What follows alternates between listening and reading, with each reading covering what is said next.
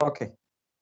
Good afternoon, everyone. Welcome to the online certificate program, data analysis using SPSS and AMOS, day 12 session.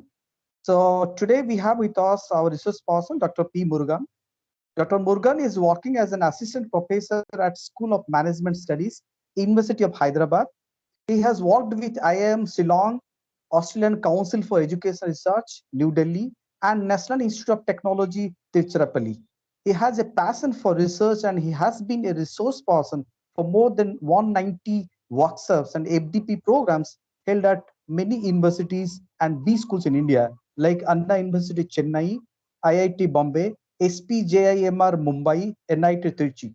His expertise lies in the areas of multivariate data analysis techniques, mediation analysis, moderation analysis, structural equation modeling, latent profile analysis, and item response theory. He is also familiar with data analysis softwares such as M+, AMOS, Python, R, JMovie, JSP, SPSS, Blue Sky Statistics, Conquest, and ITR Pro. His papers are published in SSCI and ABS and ABDC listed journals. He has been developed online lecture videos for 3 of the courses offered through the SOEM platform. Thank you very much, sir, for accepting our invitation and giving this opportunity to listen to you. Now, I'd like to request to proceed with the session, sir. Thank you, sir. Thank you so much. Thanks for the brief intro and invitation. So happy to be part of your program. I think last time also we did it through online mode, and this time also we are doing the same thing through online mode. Sir, one more small information from your side. Yes, sir. Sorry to ask this during the session. So, with respect to mediation, what I'll do is I'll show them how to test it through AMOS, and then I'll also show them how to do the analysis using process macro. For moderation also, I'll do the analysis using process macro. So I'll do it in this way, sir. Yes, sir. Yes, sir. Yeah, fine, sir. Uh, Yeah, formal good afternoon to everyone. I hope you are able to hear me properly.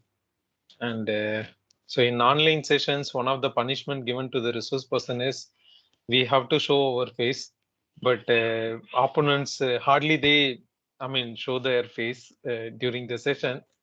I respect your privacy. At the same time, at least while making some interaction or if you're sitting in a comfortable place, please unmute your video because for the last, next 4 hours, I'm going to handle this session starting from 2 o'clock to 6 o'clock. In between, we'll have some 10 to 15 minutes break once we are done with the mediation analysis. And before that, I just want to get some information from the participants. I have few simple questions. You can either come to the live chat or you can post your responses in the chat window. Do you have any publishing experience? Did you publish any paper in ABDC star category or A category level journals? Anyone? Anyone from this batch? Yes. Yes. Okay. Yes. I think Professor Rabindranath Hota. he also. Yeah. Fine. Okay.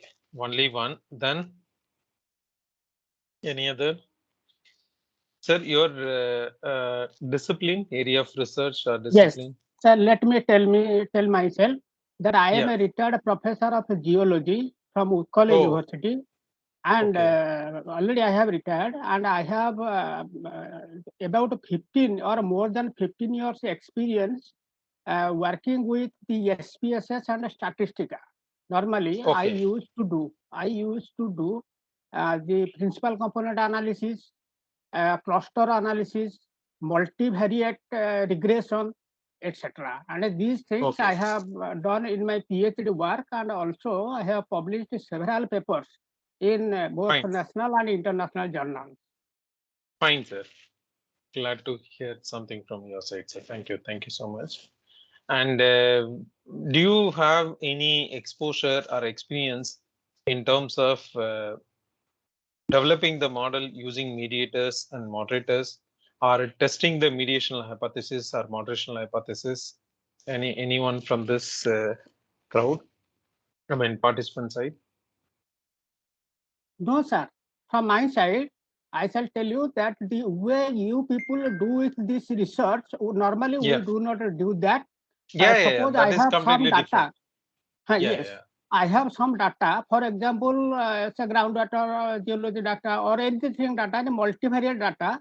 We just take the help of SPSS or Statistica, whichever is available and that is available for factor analysis, for say cluster analysis, for correlation, coefficient computation, etc. Fine, Professor. No issues. No problem, Professor. Yeah. Anybody from the participant side?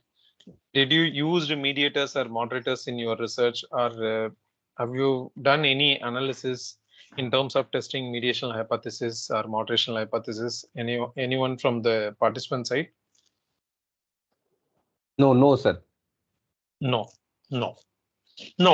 The reason why I'm asking this question is I just want to customize my session content on the basis of, participants' strength. So that's the reason I'm asking. Feel free to say yes or no. I'm not going to give any additional assignment or punishment during this session. So feel free to interact with me and you can ask any question.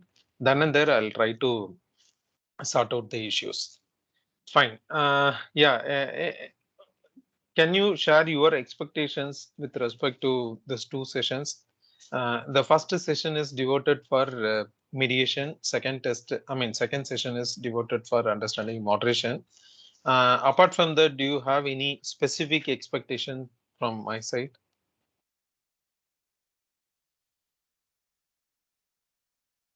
Anything? Because these two things which you just told now, we have not been exposed to that. Okay. So hardly I know. Of course I do not know anything about this mediation and moderation, etc. So from that, keeping in view that we are just class 1 students, just fine. That's fine, sir. Teach from the fundamentals, please. Yeah. So that it will be beneficial for us. Yes, sir. Yes, sir. Yes, sir. We are the beginners. We are the beginners, and you just feel free to teach any level, sir. Fine, sir. Thank you, sir. Thanks for giving this much of comfort to me. We will start from the fundamental things. It will be advantageous for all of us. Yeah, sure, sir. Sure, ma'am. No issues. So before I start the session, I hope you are able to see my screen. So finally, I'll share my details. How do we, suppose if at all you have some questions after the session, if you want to have some interaction with me, you can approach me through mobile as well as email ID. I'll share everything at the end of the day. So first session, we'll focus on mediation and then we'll move on to the next part.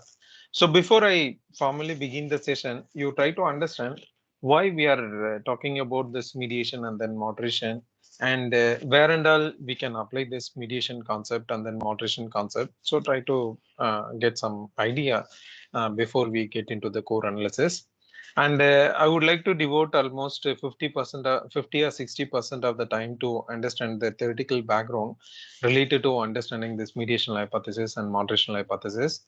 And remaining 40-50% of the time I'll devote it for doing the hands-on session. During the hands-on, in most of the cases in data analysis workshops, we mainly give a lot of emphasis to the software or maybe data part, where we do some kind of analysis and then we get to know that, okay, you take this result and then you put it in the paper. This is how you have to create the table and so on. So up to this much only, we'll be able to understand. But before that, you try to understand why we need to do this analysis and on what logic, on what basis we can also pick or use some of the mediators in our theoretical model, and what is the role of theory in terms of keeping some mediators or moderators in our research, and how do we handle all those hypothesis creation process and so on. So this is highly essential in terms of strengthening your knowledge and understanding mediation analysis as well as moderation analysis. Running the analysis using software will not take much of our time. Within 5 minutes, I can show you everything, and then we can say bye-bye. Okay, session is over. But before that, you need to understand the fundamentals related to mediational hypothesis and moderational hypothesis. That is what now I'm going to do. So before that, I would like to keep some disclaimer statements here. And whatever may be the analysis I'm going to show you here, based on my own paper references, I'm going to use some of the data sets. So using those data sets only, I'm going to do the entire analysis. Then and there, I'll also share the data set as well as PPT to you in the form of Google Drive shareable link. I'll simply post it in the chat window so that from your side, you can also download it for your future reference purpose. Beyond that, I'll also share some more resources. And the second disclaimer statement is up to cross-sectional level of data only we are going to handle. I'm not going to handle anything related to multi-level data or longitudinal data and so on. That I'm not going to focus here.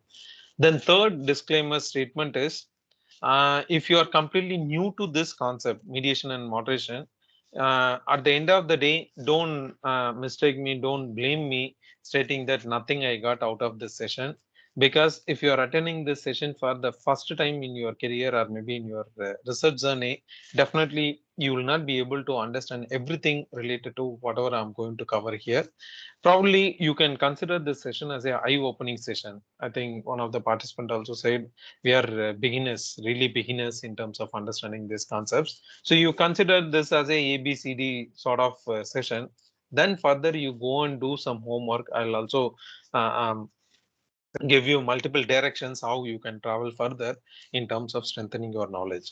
And for me, again, I have a simple expectation from your, from my side. So the expectation is kindly feel free to ask any questions during the session. Any question is a question. So, we can't categorize the questions into really valuable question or invaluable question and so on. So any question is a question. So feel free to ask any question, and please try to interact with me so that I get some motivation, because doing online session is really difficult. Since you are also coming from academic background, you know the pain of doing online sessions. For the last 2 years or 2.5 years, we are doing this practice. So please feel free to make some interaction. Otherwise, I don't think so I'll be able to do a better job. Fine. So now you try to understand. And one more important point is, wherever we are trying to understand the behavioral mechanism, or wherever we are trying to understand the behavior based relationships, there we can use mediation and moderation. In general, I'm using this behavior. And broadly speaking, those who are doing behavioral science related research, they can definitely use this mediation and moderation. In natural science, I don't think so. There is a role in terms of using this mediation. I'm not sure about whether they do test interaction effect or maybe a moderation effect in terms of understanding the, combine the effect of certain antecedents and some outcome and so on. But I'm not sure about that. But both the concepts, mediation and moderation, both the concepts are highly useful.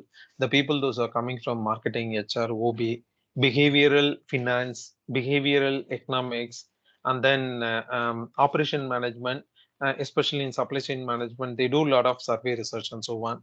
These are the areas where you can also, apply this concept called mediation and moderation for your research purpose. So first of all, try to understand why we need to use mediation, moderation, and conditional process modeling. Of course, conditional process modeling, I'm not going to cover here. This conditional process modeling is nothing but the simple integrated version of your mediation concept with the moderation. So when you integrate mediational hypothesis with the moderational hypothesis, or moderational hypothesis with the mediation hypothesis, so that becomes your moderated mediation model or mediated moderation model and so on. So in general, these approaches are referred as conditional process modeling according to Andrew F. Hayes citations are concerned. So Andrew F. Ace is one of the pioneer researcher in the field of mediation and moderation in the recent past, starting from 2004 or 2005 onwards. And he has contributed a lot of things to the literature, and he has developed a macro called process macro, where he uses OLS regression logic in terms of estimating the mediation model, moderation model, and so on. Okay, now a simple question. Whether this flow is fine, whether I'm going really fast or slow, or the pace of delivery is perfectly fine with you. Can I get some feedback, quick feedback from the participant side? Is it fine? It's okay, Yes, sir. sir. It's okay, sir. Yes, Fine. sir. It's Thank okay. you. Thank you. Okay, Thank okay, you. sir. Yeah, thank you. So, but why we need to use mediation and moderation? Try to understand. So, I mean, I at least I would have done some 30-40 sessions related to mediation moderation, starting from 1 hour, 1.5 hours session to continuous 7-day workshop. So, our continuous 5-day workshop on mediation moderation. So, everywhere participants used to ask me, sir, can I use this variable as a mediator or moderator and so on? So, this is a sort of questions they used to postulate during the session. So for them as well as for you, the simple answer is whenever you are trying to answer a research question like how, why, when, and whom, this sort of research questions can be very well answered with the help of mediation and moderational approaches.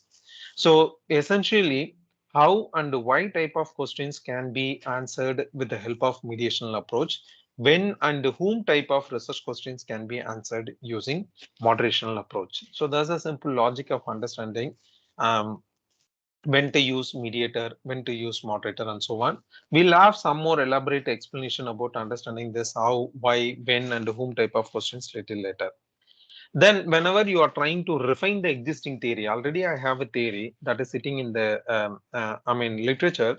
Now I'm trying to put some boundary condition, or I'm trying to refine the existing theory. If that is the case, there also you can use mediational hypothesis. Then extending the theory by including a set of mediators within the existing theoretical model, you will be able to extend the theory. That is also possible. Not only using the mediators, even using the moderators also, sometimes we would be able to extend the theoretical logic or maybe theoretical explanation about particular given theory. Then better understanding of the phenomena. Suppose when you want to understand certain phenomena or maybe certain concepts or constructs or maybe certain relationships in a better manner, there also you can make use of this particular concept called mediation and moderation. Boundary conditions of the mechanisms. These boundary conditions are something to do with the moderation hypothesis. For example, I have a relationship between X and Y. X is job autonomy, Y is job satisfaction. And literature says that when you give a lot of autonomy to your people, in turn, that will be positively resulted in higher level of job satisfaction. Now, I can also bring a moderator here. The moderator could be supervisor support. Suppose along with the job autonomy, when I have high level of supervisor support, what sort of relationship I'm expecting here? Whether this relationship is further strengthened or whether supervisor support is not at all playing any role here. So this sort of understanding, this sort of understanding you can develop by including a moderator within the theoretical model. So this explanation is referred as boundary conditions. Basically, again, we'll talk more about this boundary conditions during the moderation session. So overall, theoretical contribution of the paper is well established with the help of using mediators and moderators. And using these concepts, there are some papers published in some of the top tier journals. I'm not saying that by using these concepts, you'll be able to get an acceptance from the top tier journals, but these are the ways how you can also strengthen the contribution of your manuscript. In turn, you can warrant or you can fetch a acceptance from the top tier journal. So journals like Academy of Management Journal, Journal of Operation Management, Journal of Management, Journal of Applied Psychology, Strategic Management Journal, Journal of Vocational Behavior, Management Information System Quarterly, then personality and individual differences. A lot of top tier journals are available everywhere. At least in a issue, 1 or 2 papers. If the papers are empirical in nature, definitely they might have handled this mediation hypothesis and moderation hypothesis, especially in the recent past, starting from last 10 to 12 years. And not only they're using simple mediation and moderation, now they're bringing really complex hypothesis by integrating mediators with the moderator and then moderators with the mediator. And there are some concepts like mediation hypothesis, serial mediation, parallel mediation, and then you have something called moderation, two-way interaction, three-way interaction, then moderated mediation analysis, mediated moderation analysis, moderated mediation analysis. So this sort of approach is also available in the literature. Again, I would like to justify the session agenda on the basis of this particular reference. So this paper is coming from Journal of the Academy of Marketing Science. So if you look at this particular paper, Guidelines for Conducting Research and Publishing in Marketing from Conceptualization through the Review Process.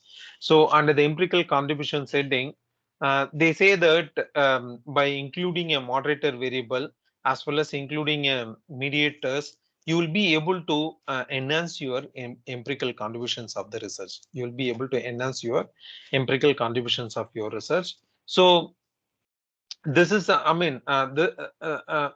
this is one of the easiest approach. I can put it as easiest approach. There is also an approach to enhance your empirical contribution with the help of a moderator and mediator.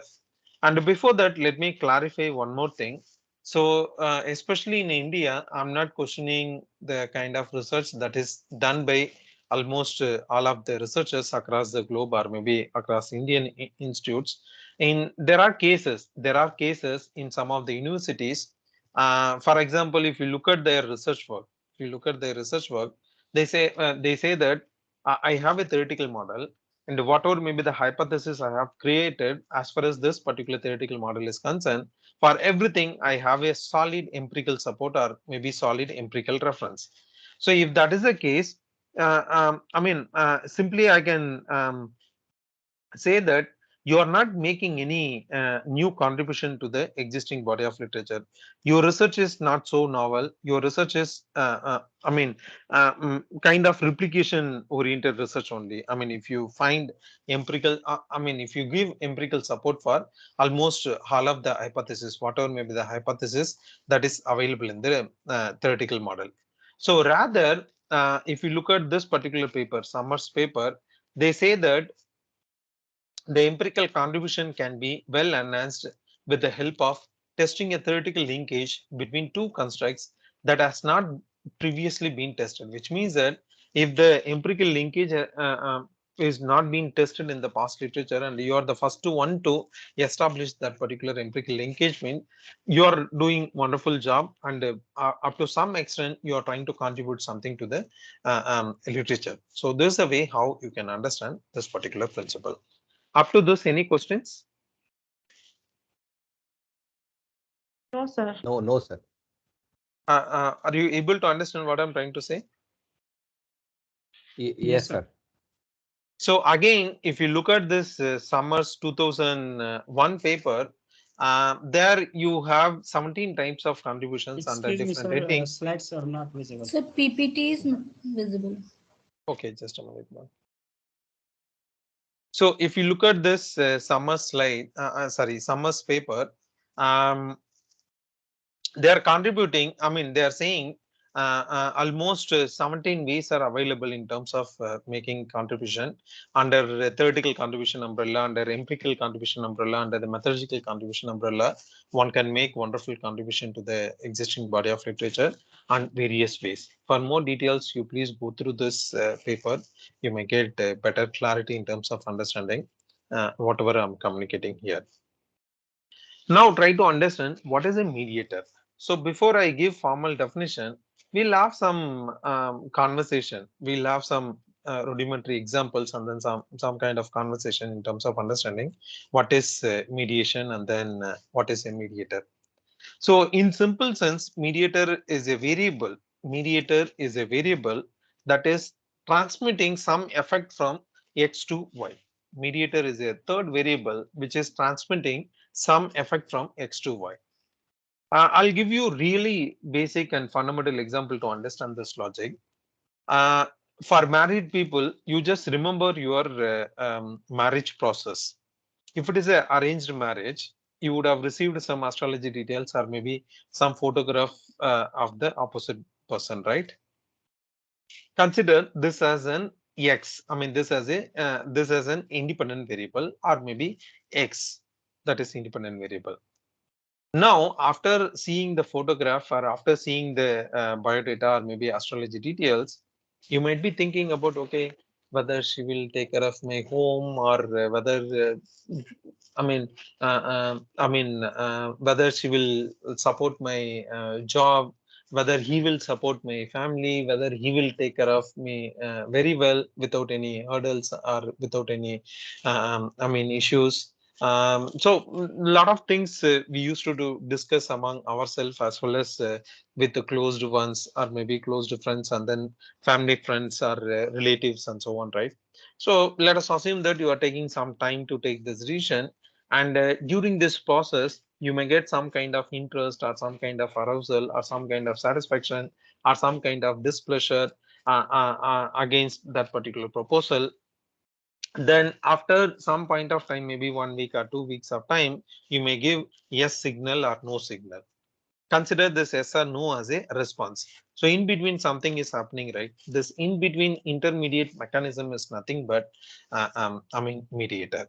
So according to SOR theory, there is a theory available in the literature called stimulus organism response theory.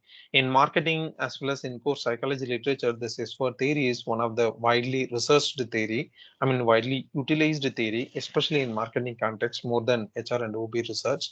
So here stimuli is nothing but seeing that photograph or something. Then organism is getting some kind of arousal or something. Then finally you are saying the no or yes response, right? That is nothing but the outcome. So in between something is happening, right? That in between mechanism is nothing but mediation. I'll narrate one more story here to understand what is mediator. I think meanwhile there is a question or something is posted in the chat. No, I'm not showing anything through PPT. I thought that you may be showing your face, so I'm just looking at the Microsoft meeting window. I'm not sharing anything here at this moment. Fine. I'll share one more example to understand this example. Mediation concept. Recently, I bought a iPad, and I used to check WhatsApp status not frequently, whenever I get free time. In a way, I'm also addicted towards smartphone use or something, because on free time we always tend to check something, right? So while checking the WhatsApp status, one of my old participants from IIT Madras, he kept some status stating that recently I bought this iPad for reading and then for taking the notes and then writing something on the research paper. This is amazing, really useful. And and he also kept the bill in terms of providing an evidence stating that I recently bought this iPad and so on. Then I asked him through WhatsApp chat. So whether it's useful for the researchers. My target is, my objective is sometime watching YouTube videos and then checking emails or reading PDF files or writing something or taking notes, or for classroom activities purpose, for online teaching, especially for online teaching. I would like to use it for writing purpose and so on, as a writing pad and so on. So this is what I just said. And he said, no, sir, this is perfectly fine. You can buy it. If you have SBI credit card, you get another 2000 discount. So it's a good deal. Better you place the order through Amazon. But while placing the order, you make sure that the product is delivered from the Apple store itself. Otherwise, you may get some refurbished product and so on. So ensure that the seller is Apple store itself. So apart from that, you take your decision. Then I took almost 2 to 3 days time. I went to the Amazon website and then I did some background research. I also had some conversation with other colleagues whether I should go for Samsung or Apple iPad in terms of durability, in terms of effectiveness. Most of the people said Apple. I do not own any Apple product till this point of time. So I thought of buying that. Then after 3 days, I just placed the order through SBI credit card, and then I got the equipment. So during this process, seeing that WhatsApp status is the initial stimuli or maybe antecedent variable or X. In between, I did a lot of things. In between, something happened in my mind, right? That is nothing but intermediate variable or mediation role. Then finally, I place the order, right? That is the final response or purchase intention or purchase response and so on. So this is how you can understand this intermediate mechanism. Why we need to understand intermediate mechanism? In most of the relationships, the relationships are not exactly direct in nature. So it's indirect in nature. For example, your organization is giving really good benefits to the employees. They are giving a lot of perks and then a lot of bonuses and so on. So in turn, that is stimulating your motivation level. The in turn, that is resulted in higher level of performance. So in between, what is happening here is, in order to motivate the employees, they are doing these activities. So receiving some bonus or maybe receiving some compliment gifts from the organization is nothing but X, and then your motivation level is further getting increased, that is M, that is mediator. Then in turn, that is affecting your performance, job performance or task performance in a positive manner. So that is nothing but response. So here, what I'm trying to convey again is, this is nothing but mediational mechanism. So this is how in most of the cases the mediation will happen in a practical scenario, as well as in academic research world. We conceptualize certain mediational hypothesis through this logic only. Any questions? Any questions? So organizational commitment, will it be a mediator when we try to see it in relation with employee engagement? Sorry, ma'am. Organizational commitment. Yeah. Will it be a mediator when we try to see it in relation with the employee engagement? Can I say that motivation is an independent variable which has an effect on my employee engagement in the engagement level, and organizational commitment is the mediator? Ma'am, this you need to answer it with the help of, looking at the literature. I can tell you that still that is possible only. In most of the research work, I have seen that work engagement was persisted as a mediator. For example, if you look at job demand resource theory, their work engagement was persisted as one of the intermediate variable between job resource and job demand and outcome variable. So similarly, after work engagement, you can keep commitment. Further, this commitment can be resulted in another outcome variable, let us say task performance, or let us say OCB, or let us say employee thriving and so on. That is possible, very much possible, and there could be some literature evidences in the literature as well. Possible. So sir, can I say that it depends upon how I make my theoretical construct for the research that defines what would be the mediator in that particular case? Depending upon the gap, and then depending upon the way in which how you are trying to propose your theoretical relationship, based on that you need to take this call. Yeah, that's what I am saying, sir. Yeah, but just by saying, fine, sir, should I use commitment as a... Yeah, sorry, ma'am. So in a case where somewhere I may take it as an independent variable having an effect on my engagement level. In some other cases, it may happen that it may be a mediator, whereas something else would be, depending upon how I make my theoretical construct. Possible, am I right? Possible, ma'am. Possible. Okay. Okay, so and that comes out from my literature review. Right? Literature review is first stage.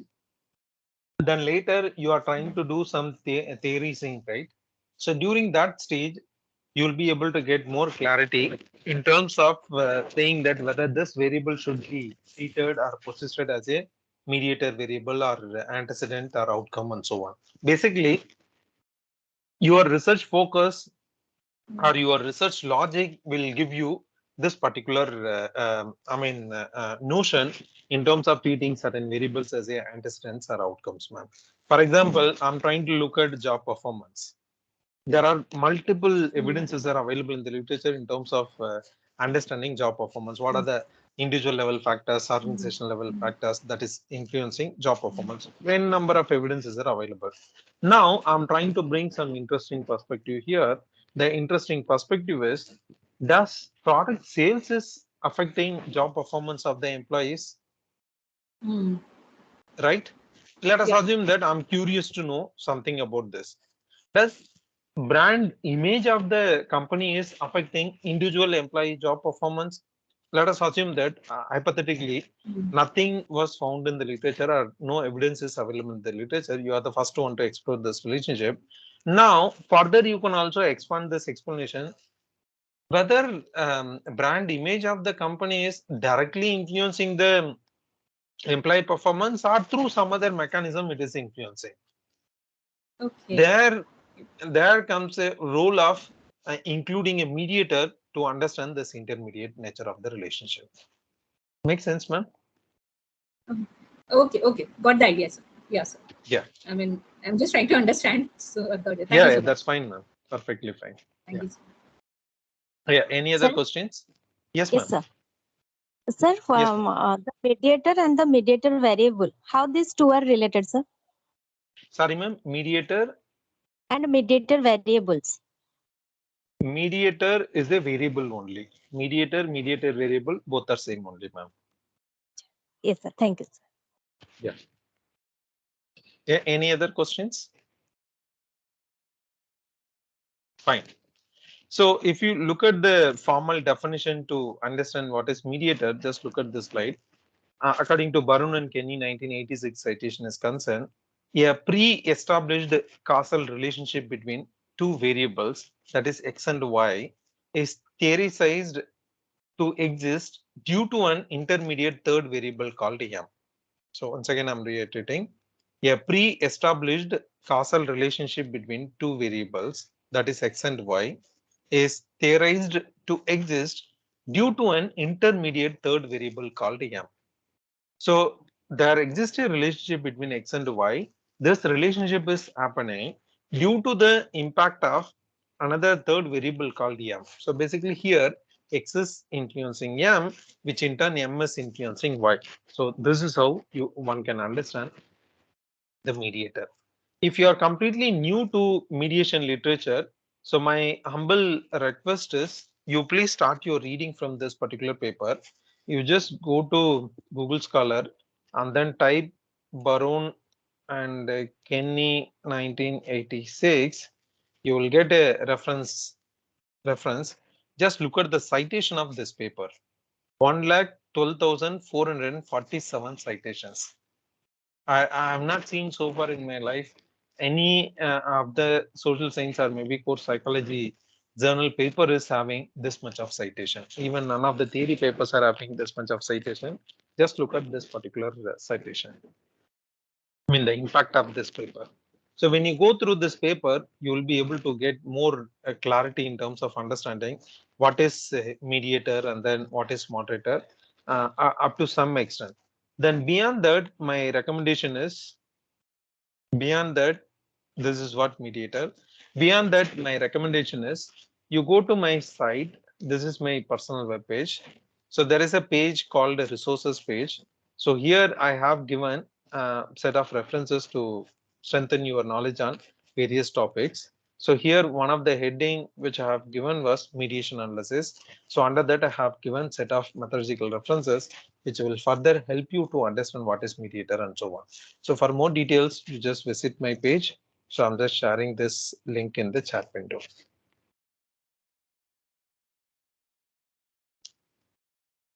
Fine.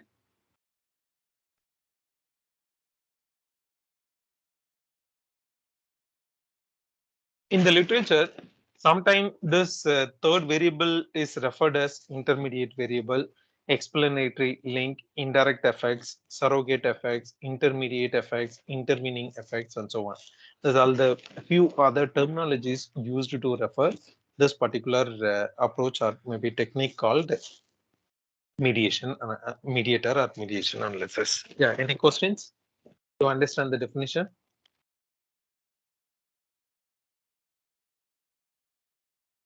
Any questions?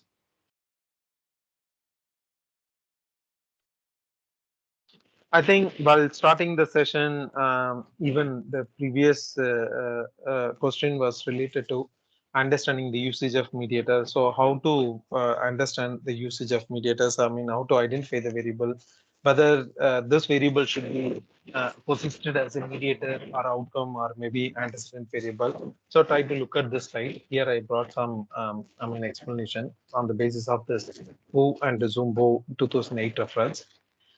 So, nature of the variable.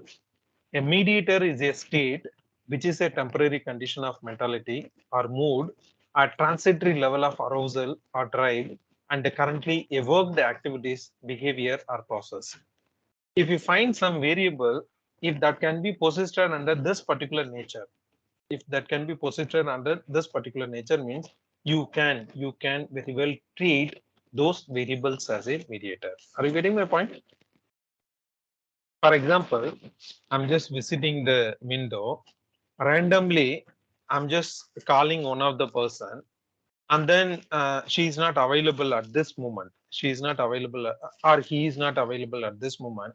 And I'm saying, what is this? Really bad in online sessions. Nobody is showing their face, and even not attending the session. Simply they're logging into the session, and then they're doing their own job. Even they're not sitting in front of the system also. So this is how the online classes are happening. Let us assume that I'm making this sort of negative comments. So definitely this will create some negative emotions in your mind, right? Especially the people, those who are continuously attending. What is this fellow? This fellow is questioning everything and is scolding the people like anything. And we people are, listening and to the lecture and keep on. We are also interacting. Why is behaving like this? You may have some kind of negative emotion, right? In turn, what will happen? Your commitment level may go down. Are you getting my point? So because your mood can be easily influenced by the situation as well as environmental factor. Are you getting my point? For example, you are going to a supermarket, there is a huge crowd and you are standing in the queue, and in between somebody is coming inside, and then he or she is trying to vacate the place. So definitely you will get angry, right? Then after that, what will happen? You will start scolding the other guy, right? So your mood can be easily influenced by several other factors. So if something is available, something similar to this nature means, yes, definitely you can treat that variable as a mediator. Are you getting my point? Yes. Yes, sir. Yes, sir. Now able to understand what sort of variable or the kind of variable which can be treated as a mediator? Yes, yes. See, Sir, please one personality. thing.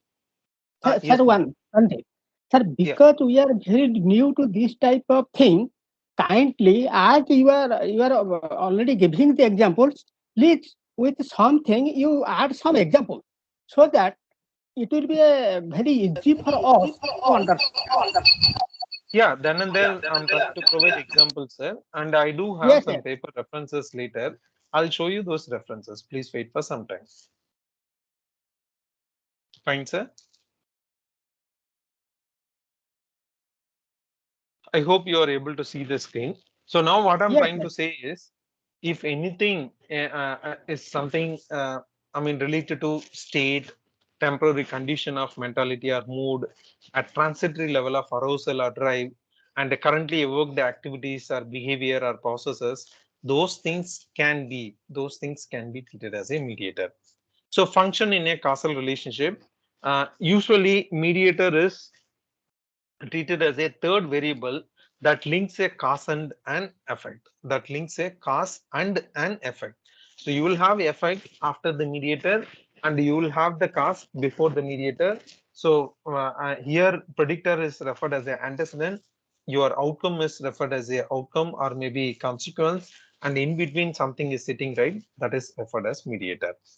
Type of question. What sort of questions you can ask here? Usually, how and why type of questions can be answered with the help of the mediation analysis. So how this exists, how job autonomy is related to job performance via organizational commitment. why organizational commitment is mediating the relationship between job autonomy and job performance. Let me give you some explanation to understand this further. According to social exchange theory says that when you receive some benefits from your organization, in turn, you are obliged to repay something towards your organization. Let us assume that job autonomy is a benefit given by your organization because there is no attendance system in my university and they never question when you are coming to the institute and then when you are leaving. So they just look at whether the person is taking the classes and then producing some good quality research, guiding the scholars without any hurdles, or doing additional work, whatever may be the work that is allotted by the school. So this is how they evaluate our performance. Now, since I'm getting a lot of autonomy from my institute, in turn, my commitment towards my university is also getting increased.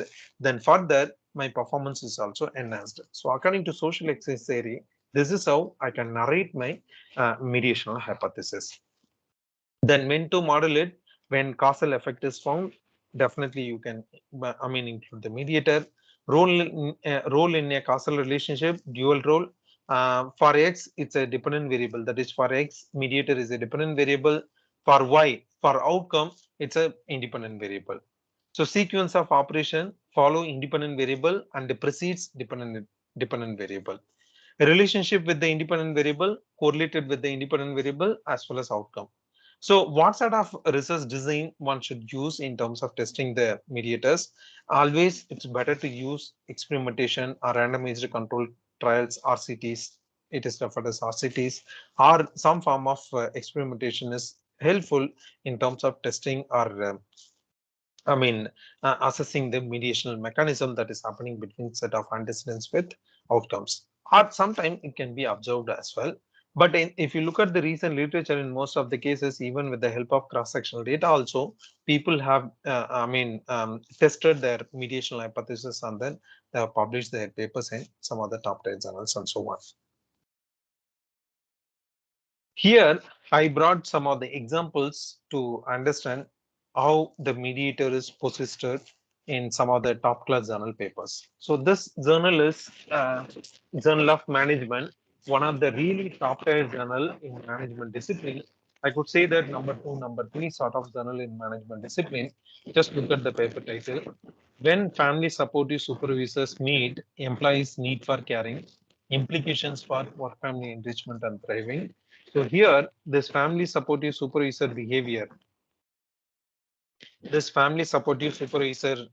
behavior is antecedent. This employee thriving is outcome. In between, you have two mediators, psychological availability and work family enrichment. So it's a serial mediation model basically. So first, family supportive supervisor behavior is affecting psychological availability, which in turn that is affecting work family enrichment. Then finally resulted in employee thriving. So this is how the people have included both the mediators between this FSSB and the thriving. For more details, you just look at this paper. Any questions at this point of time?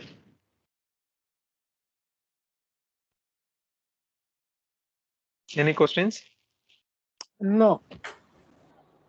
Shall I proceed further? Yes, yes. So this paper is coming from human resource management. When and why does transformation leadership influence employee creativity? The roles of personal control and creative personality. Just look at this model, simple model only. Yeah, but actually they have tested moderated mediation hypothesis, part of this research. So here transformation leadership is antecedent, follower creativity is outcome. Here personal control is acting as one of the mediator. So here personal control is the mediator.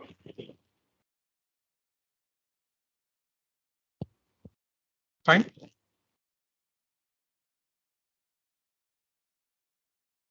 So creative personality, what is the perspective of creative personality? I mean, we took the linear, that is fine and good. No, this is moderation, ma'am. In the next session, I'll talk about the role of moderator in this relationship, not now. Okay. Okay. Just look at this model, really complex one, coming from Journal of the Academy of Marketing Science, one of the really top tier premium journal for marketing scholars. Just look at the title, Unintended Reward Cost, the Effectiveness of Customer Referral Reward Programs for Innovative Products and Services. So here product service innovativeness is acting as an antecedent, referral likelihood is acting as an outcome, expected self-enhancement is acting as a mediator.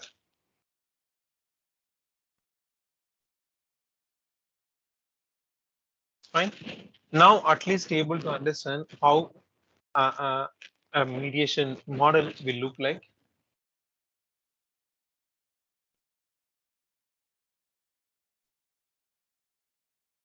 Yes, sir. Fine. Yes. This paper is coming from Journal of Business Ethics. Do customer perceptions of corporate services, brand ethicality, improve brand equity, considering the roles of brand heritage, brand image, and the recognition benefits.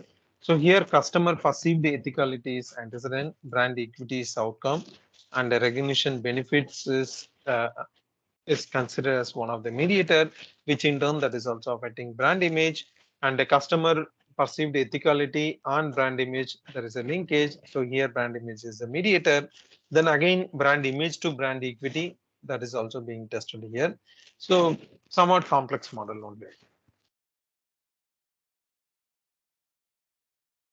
Able to understand? So can you repeat this example, please?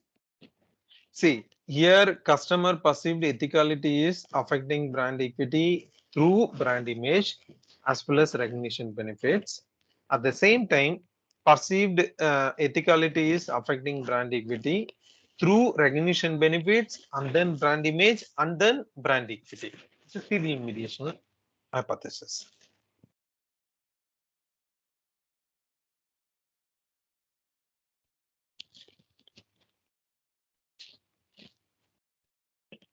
Able to understand? Yes, sir. Just look at this paper. Again, this paper is also coming from Journal of Business Ethics. How and when does socially responsible HRM affect employees' organizational citizenship behaviors towards the environment? Published in Journal of Business Ethics. So here, SR-HRM, that is socially responsible HRM, is connecting, related to ECB, that is organizational citizenship behaviors towards the environment. In between person organization fit is acting as a mediator. Interesting. So what is RESR above? It's a moderator, ma'am, represents the perceived role of ethics and social responsibility. It's a moderator. This is moderation role.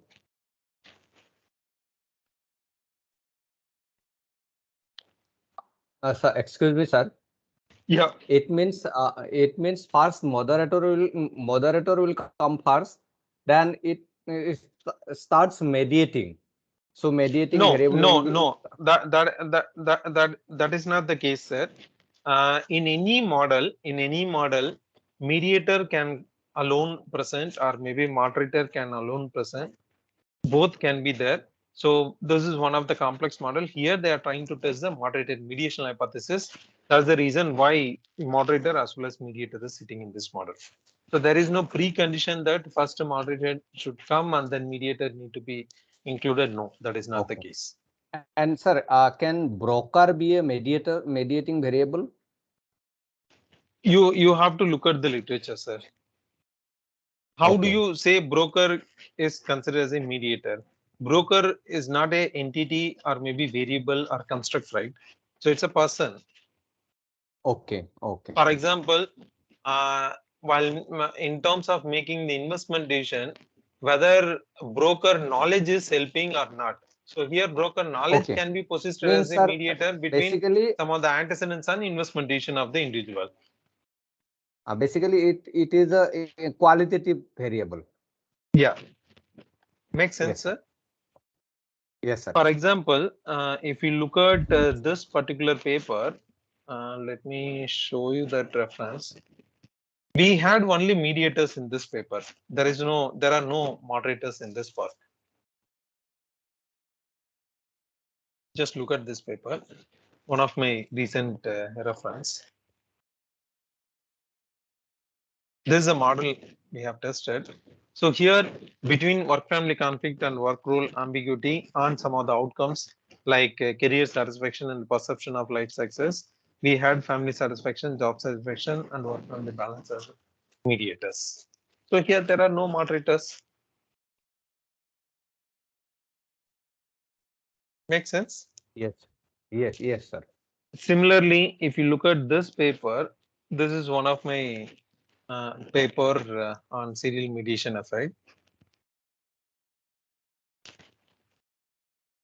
So if you look at this particular reference, this is a model I have tested. So here there is no moderator. Family support and family satisfaction through family to work conflict and work family balance. There are no moderators in between. Yes. Yes, sir. Now, if you look at this paper,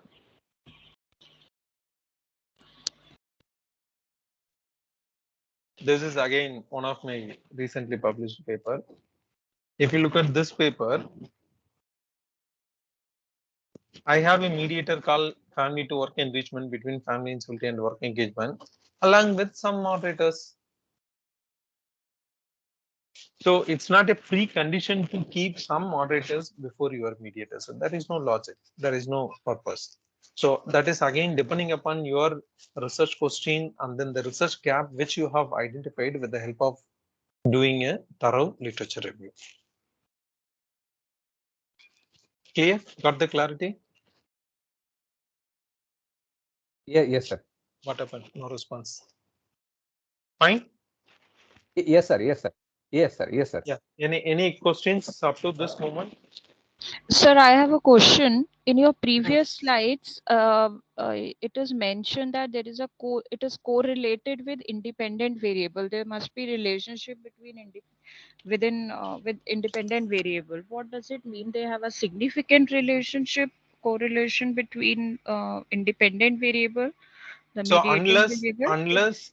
unless you have significant relationship between family instability and the family to work enrichment, how you can say that this intermediate variable is transmitting the effect from family instability to work engagement? Okay. So this is the See, relationship. for example, I'm trying to influence your son through you. Unless I have relationship with you, how I'll be able to influence your son? For example, in your son's school, I'm the teacher. Through you, I'm trying to influence him not to do something or to do something. Unless I communicate something to you, how I'll be able to modify the behavior of your son? Okay. So Got it, sir. there should be relationship between X and M as well as M and Y. Okay. Now, got the logic? Yes, sir. Fine. Thank you. Yeah.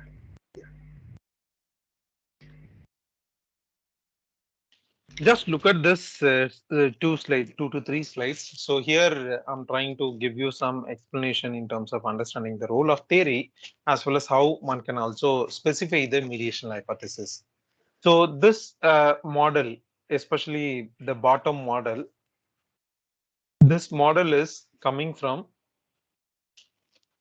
this particular paper. Family instability and the counterproductive work behavior, a moderated mediation model of self-esteem and emotional regulation. So basically that paper is coming from this particular, model is coming from this particular reference. And this theory, I just, in addition to this model, I just copy pasted this theoretical model, theory basically, from this particular reference. 10 Ramelis and Becker, Arnold Becker 2012 reference.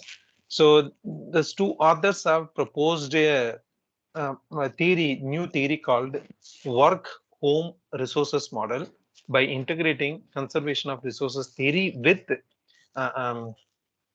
job demand resource model, and then they have proposed a new theory in the context of work home research context, that is work home resources model. Now, based on this theory, they are trying to possess this family incivility under this home demand umbrella, then state self-esteem under the personal resources umbrella, this counterproductive work behavior under the work outcomes umbrella, and then they are trying to say that, this variable, that is state self-esteem, is mediating the relationship between family incivility and counterproductive work behavior. Now able to understand how theory is helping you to develop your theoretical model as well as develop your mediational hypothesis.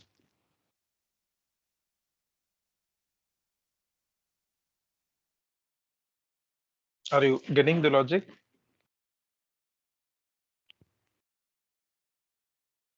Yes, sir. Yes, sir. Yes, sir. Fine. If you read this paragraph thoroughly, you'll be able to understand the way in which how the authors have created their mediational hypothesis. Just read this slide content.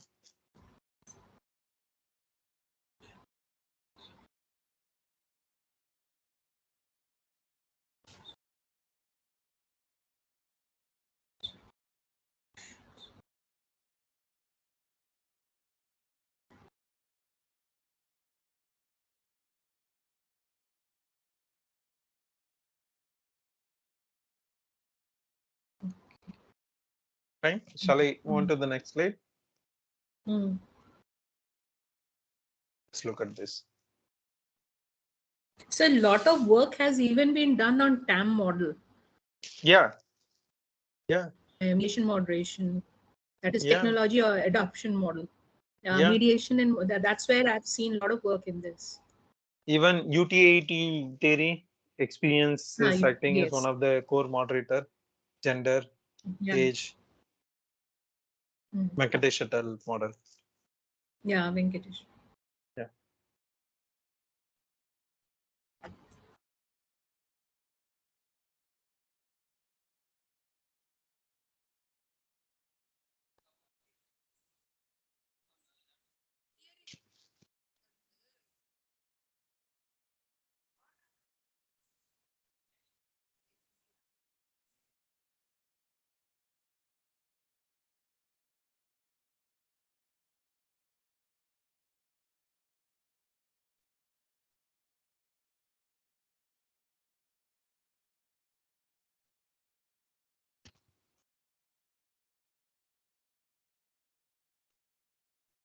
Fine. Shall I move on to the next slide?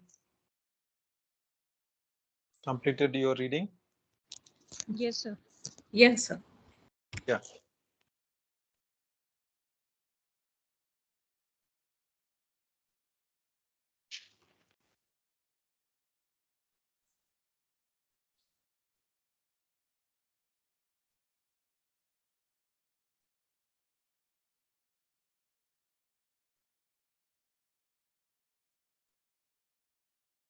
Now able to understand the way in which how the authors are creating their mediational hypothesis.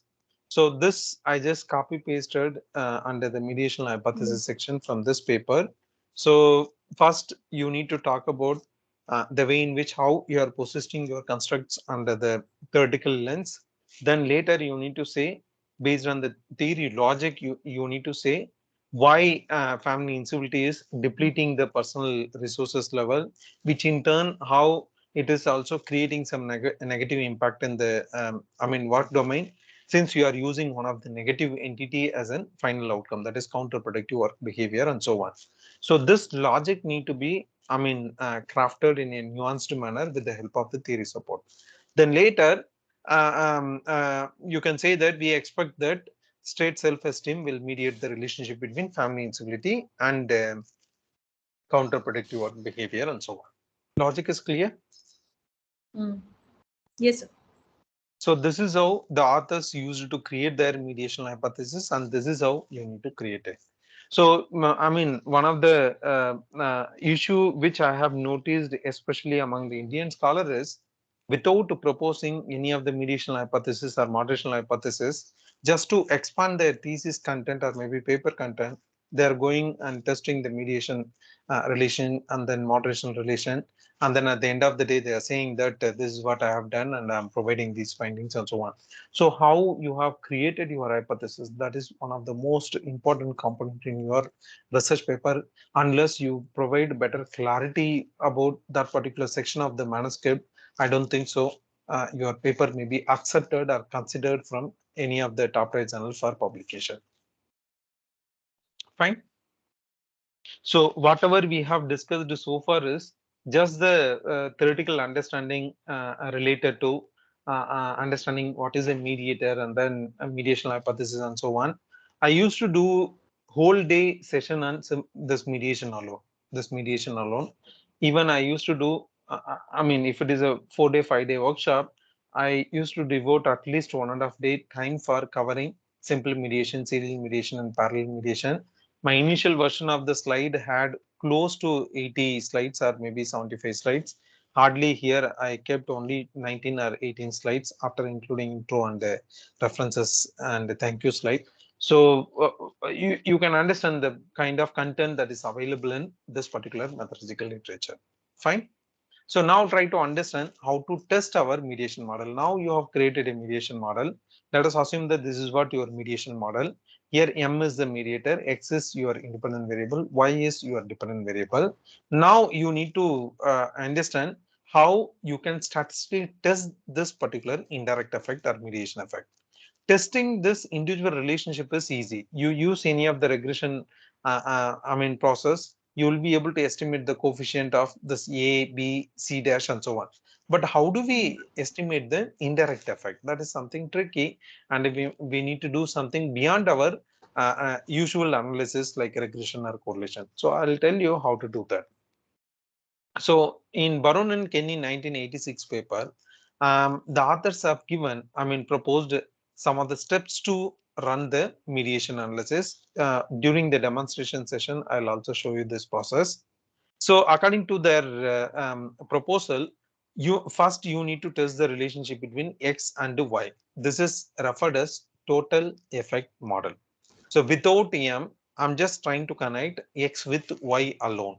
I'm just trying to connect X with Y alone. This model is referred as total effect model, right? And this coefficient should be significant. Whatever may be the regression weight you are getting between X and Y, that must be significant. Second, you need to test the relationship between X and the M. Again, this should be significant. Then final step, third step is not required. That's why I just struck out this line. In step 4, you need to test the effect of X as well as M on Y simultaneously. Here, this M to Y relationship must be significant.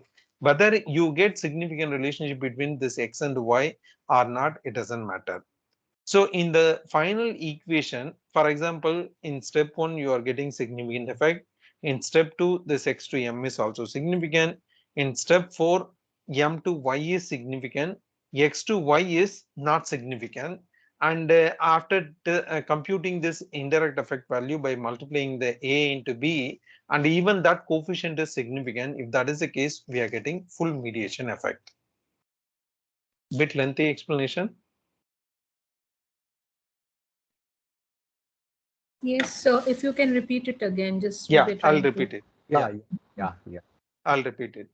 See, in the total effect model, X to Y is significant. In the second stage, I'm just trying to test the relationship between X and M. This is also significant, right? In the third step, I'm trying to link X and M with Y. X and M with Y. Both the relationships are significant. If that is the case, we are getting partial mediation effect, which means that this direct effect is also significant. So X is influencing Y through M, as well as it has some direct role also. If that is the case, it's a kind of partial mediation effect. In the third step, suppose X to X to Y is significant, X to M is significant. In the third step, M to Y is significant, but X to Y is not significant. If that is the case, we are getting full mediation effect. Understood the logic?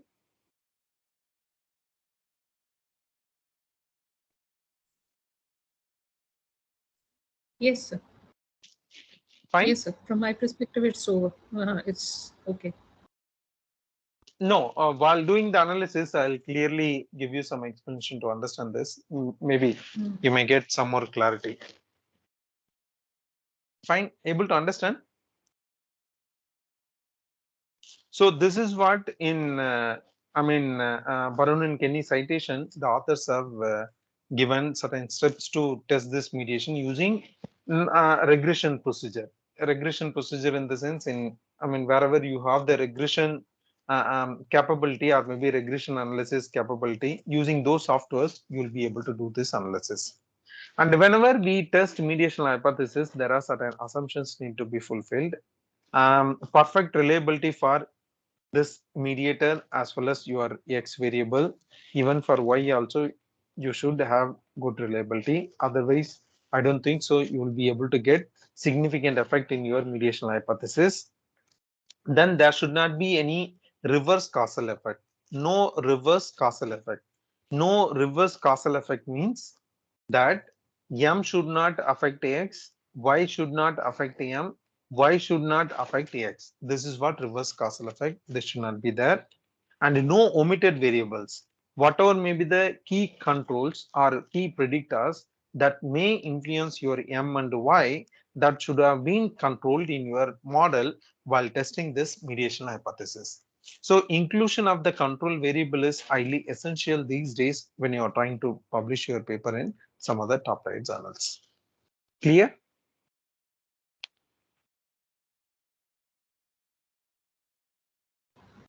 Yes, sir. Yes, sir.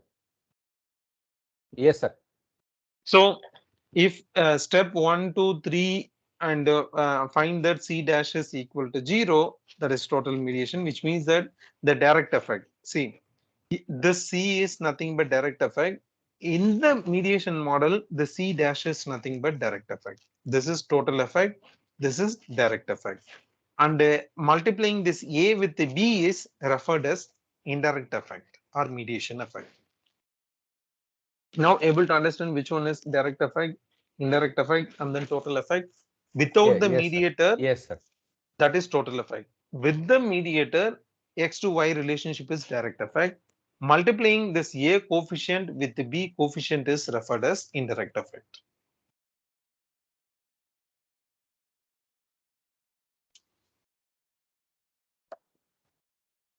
Sir, C is the total effect? Yeah, C is total effect here. So simple logic is without the mediator, linking X to Y is total effect, ma'am. With the mediator, in the third step, in the final step, we are testing the relationship between X and Y, M and Y simultaneously, right? So there, with the mediator, the X to Y relationship, whatever may be the effect you are getting, basically in simple sense, that X to Y relationship is referred as direct effect.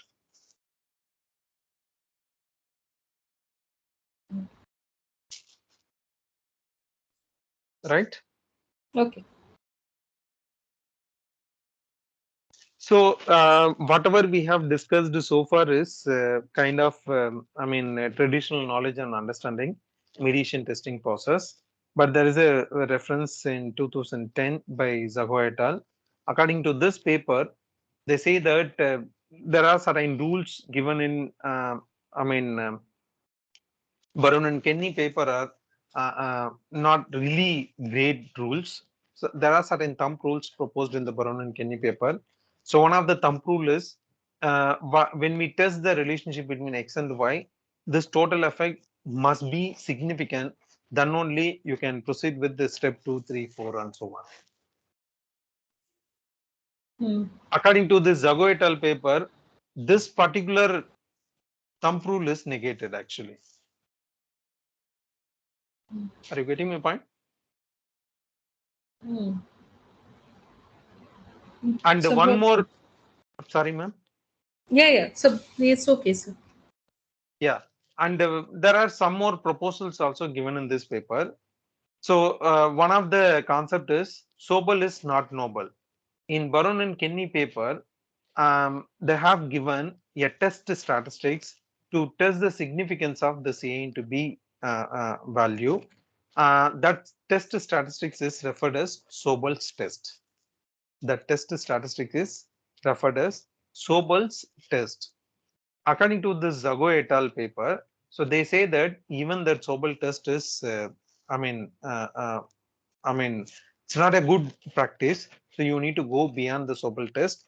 And in this paper, people have recommended to use bootstrapping technique. Are you getting my point?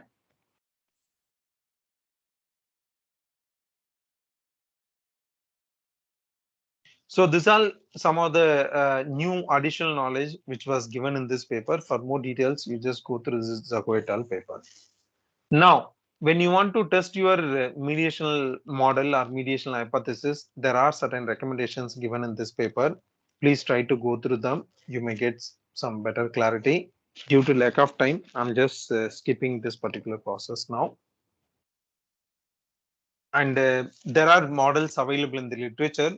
So this is the entire slide is talking about serial nature of the relationship. So if you look at this particular model, this X and Y is mediated through M1 first and then M2 second. M1 first and then M2 second. So it's a typical serial mediation model. Able to understand? Yes, sir.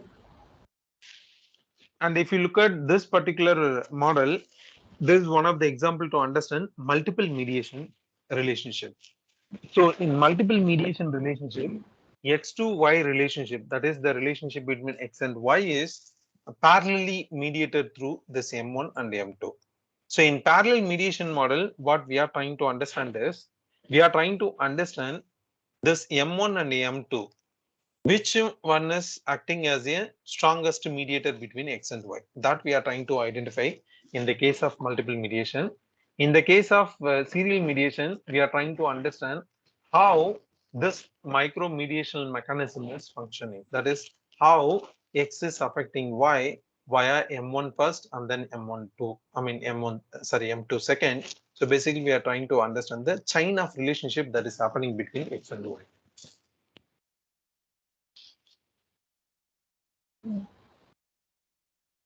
Fine. For both the models, there are several examples available in the literature. So many references are available in the literature.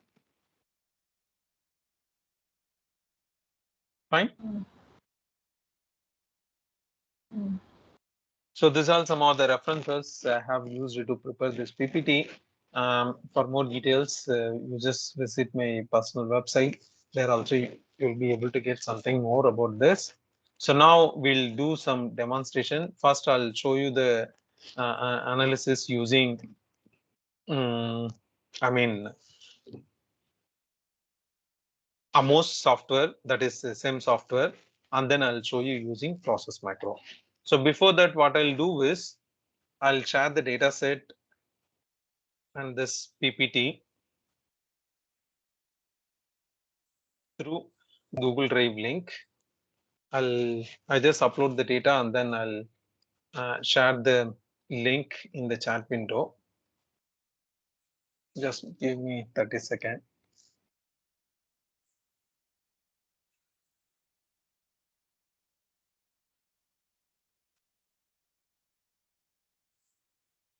So now I'll upload the documents in this drive. So you can, so I'm just uploading the data set. I'm going to use two different data set for running the analysis. This greenhouse paper data set will be useful for running mediation. And then I'm uploading one more data set. This Mindful Murugan folder data will help you to understand moderational testing. And I'm also uploading this mediation and moderation PPTs in the same folder. Fine. Please visit this folder and then download the data set. Now we'll try to understand the mediation testing process, first using AMOS and So then the I'll Excel write. one, no? Sorry, ma'am. So the Excel data set, no? Anyway, we are going to use SPSS. No, straight away you can download the SPSS file, or everything you keep it in your local drive. Download and then keep it in your local drive. Fine. So now I'll open the data, and then I'll give you some explanation. Before that, let me open the published reference to understand this.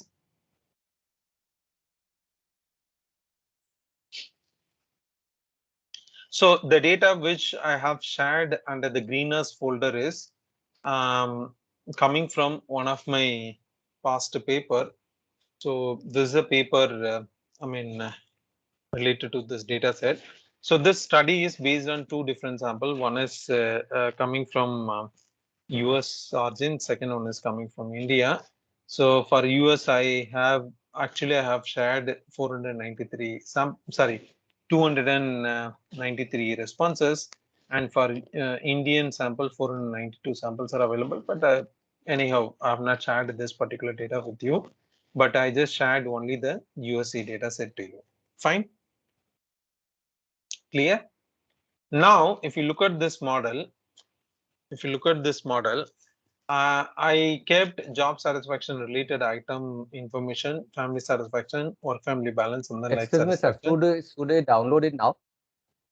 Please, sir. That's what I Excuse me, sir. told you. Should we download? Yes, you download the Okay, entire sir. We are folder and then downloading, keep sir. it in your local drive. Yeah. So if you look at the data set, I kept the item level information for job satisfaction, family satisfaction, feelings of work family balance, and life satisfaction. Everything is available. Now, if you look at this data, there are some demographic information available. This JS1, JS2, JS3 are nothing but the job satisfaction construct related items. Job satisfaction, construct related items. And then you have FS1, FS2, FS3, that is nothing but family satisfaction related items. Then we have LS1, LS2, LS3, LS4, LS5, that is related to measuring life satisfaction. And then I have 5 items. These items are representing the work family balance construct. Logic is clear. This is how I have measured my constructs. And if you need the scale information, you go to my paper method and the measure section. So here clearly have given from where I took the items to measure this work family balance and job satisfaction, family satisfaction, and so on. This is clear? Excuse me, sir. Could you please upload this paper in that shared drive also? Done, sir. Done, sir. You go to the greeners folder. You go to the greeners folder. Here, this paper is available. Data set is available in SPSS file format and Excel file format. Thank you so much, sir. Okay, now I'll show you first how to do this analysis using SEM. How to do the indirect effect testing using SEM. And then I'll show you how to do the same thing using regression approach. And then I'll show you how to do the same thing with the help of process macro package. So since you know that I have a job satisfaction construct which is having 3 items, family satisfaction which is having another 3 items, and then work family balance which is having 5 items, and then finally life satisfaction with the 5 items. So I'm just trying to create the model like this. Now let me connect the data set. Since you are done with the SEM session, I hope you know the process of using AMOS. So straight away I'm just jumping into the analysis part. My data is available in ASBM folder, greeners paper, work family balance. Now let me add the items to the construct level, observed variables. This is FS1, FS2, FS3, LS1, LS2, LS3, LS4, LS5, WFB1, WFB2, WFB3, WFB4, WFB5. Now let me name the constructs. This is job satisfaction. This is family satisfaction. This is work family balance. This is life satisfaction. So now what we need to do is we'll connect the variables using single-headed arrow. I'll also keep the residual for the two of the endogenous variables. Also keep the double-headed arrow for these two exogenous constructs. Do some touch up. Now I'll name the unobserved variables. So as far as this model is concerned, if you look at this model, work family balance is the mediator, life satisfaction is outcome, and I have two antecedents, that is job satisfaction and family satisfaction. This logic is clear? Up to this clear? Yes, sir. Yes, sir. Yes, sir. Yes. So now, if you want to do the mediation testing using AMOS or using CBSM approach, please remember these steps. You need to run partial mediation model as well as full mediation model. In full mediation model, there will not be any linkage between the job satisfaction and life satisfaction as well as family satisfaction and life satisfaction. See, if I keep this linkage, this becomes the partial mediation model.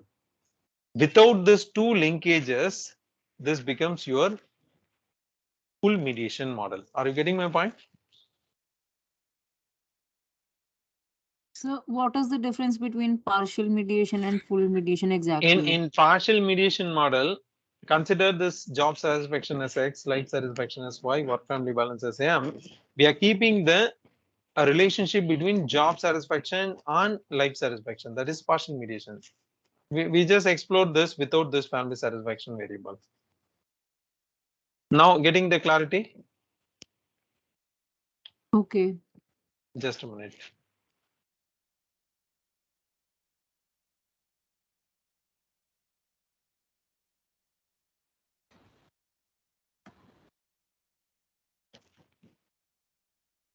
Sir, can we say that in partial mediation, not on all variables, but some variables have correlation with each other? No, not like that. No. So here the logic is when you have the path relationship between X and Y, that is partial mediation model. When you don't keep the relationship between X and Y. Now this is exactly looking like our paper picture, right? See, consider job satisfaction as X, life satisfaction as Y, work family balance as mediator. Are you getting my point? When you keep the relationship between, or should I name this variables as X, M, Y, just for the clarity sake? Should I do that? Yes, sir. Okay, let me do that.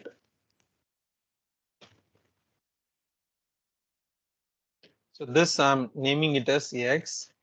This I'll name it as Y. This I'll name it as M. Now, are you getting the clarity? Yes, sir. So when you have the relationship between X and Y, that is partial mediation model.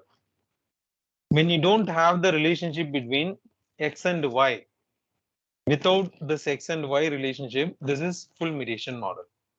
So when you are trying to test this effect using SEM approach, this is the process we have to follow.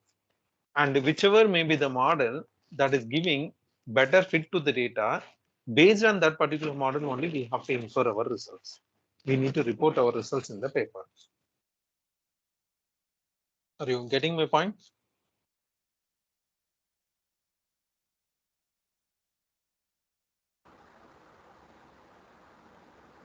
So this is your WFB data set. Yeah. Okay. So this X is, I'm treating it as a independent variable or antecedent, that is job satisfaction. Y is life satisfaction. M is work family balance. Fine. Yes, sir. So now, in order to do the analysis, let me show you. You just go to analysis properties. In the output, let me select the standardized estimates, squared multiple correlations.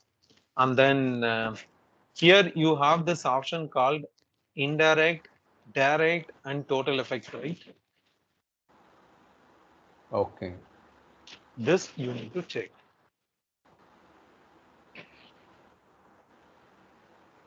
Fine. Just a minute, sir. We are to note it down. Yeah. So in the AMOS analysis, in the AMOS software analysis properties, you have this checkbox called indirect effect, direct, and total effects. Standardized estimates, squared multiple,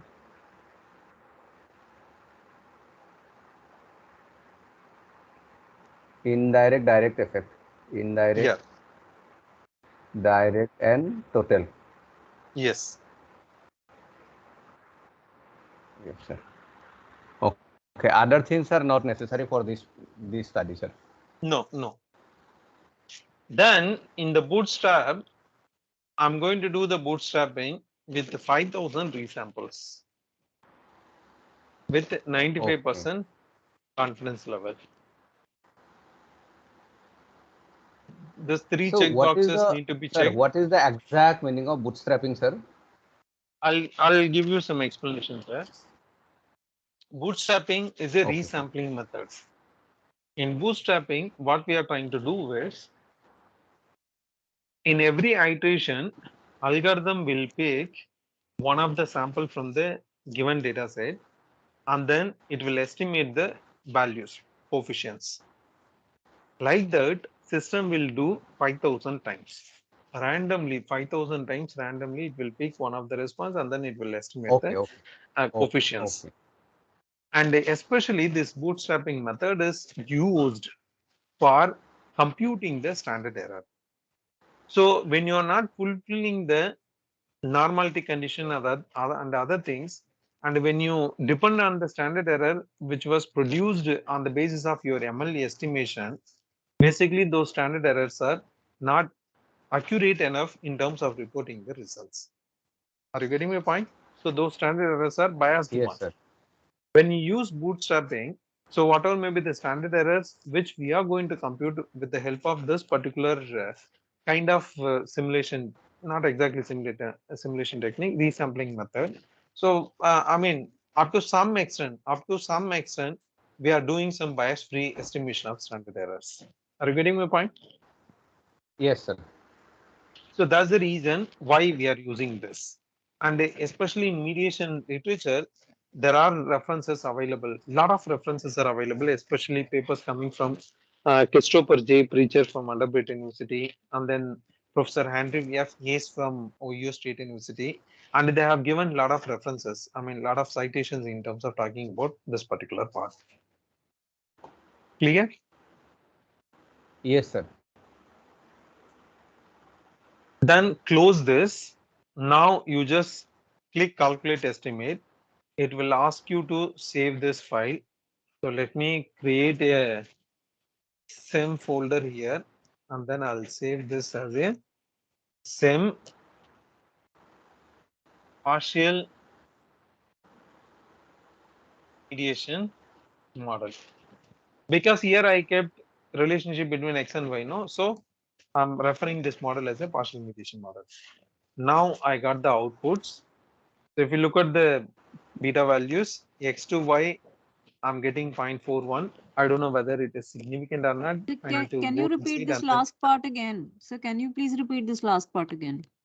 So after that, you click this calculate estimate. It will ask you to save this file in your local drive. After saving, your model will be estimated. This is what calculate estimate button.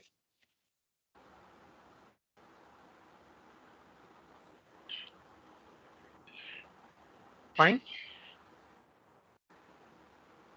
Yes, sir. Now, if you go to the text output, you get chi-square value, degrees of freedom. And then here, if you go to the estimates, scalars, click regression weight. Here you will get the relationship significant values. X to M significant, P value is 3 star, so it's highly significant. M to Y, that is also highly significant. X to Y, that is also highly significant, which means that X to M, M to Y, X to Y, all of these three relationships are producing significant effect here.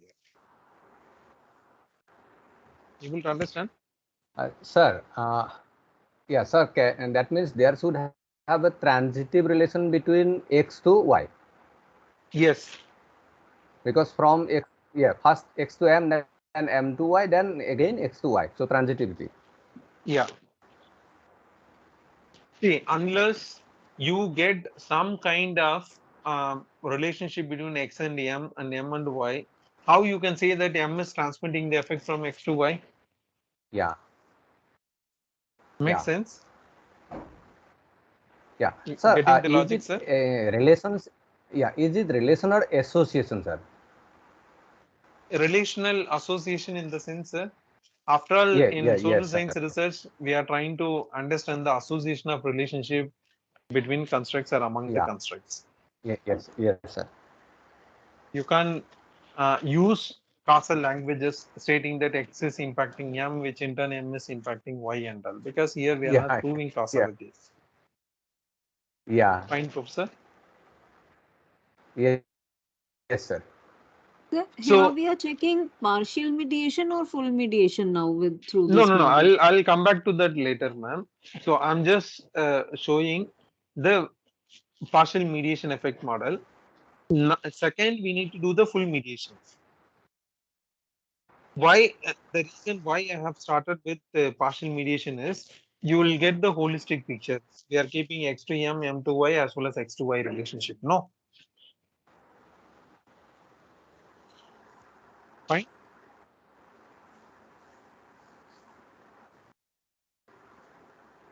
Yes, sir. Now, what you do is to understand the indirect effects, you go to this matrices. Here you have something called standardized indirect effects. When you click this total effects, here you get the total effect values. Without M, what is the relationship between X and M? That is the value I'm getting here. This is all nothing but the total effect values. Now, if you click this standardized indirect effects, here X to Y via M, I'm getting 0.154 as a value.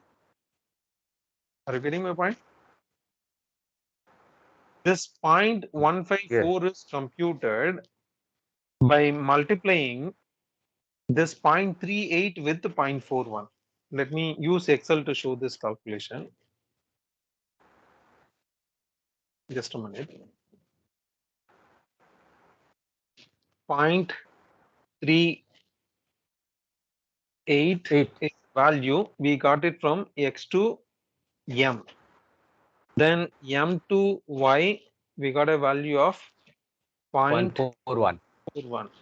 Now, if you multiply this, that is X to M, M to Y equal to this one multiplied with this one, you are getting 0.1558. Same value only. Here also we are getting 0.154. If you keep this into a 3-digit value, you will get exactly same. Are you getting my point?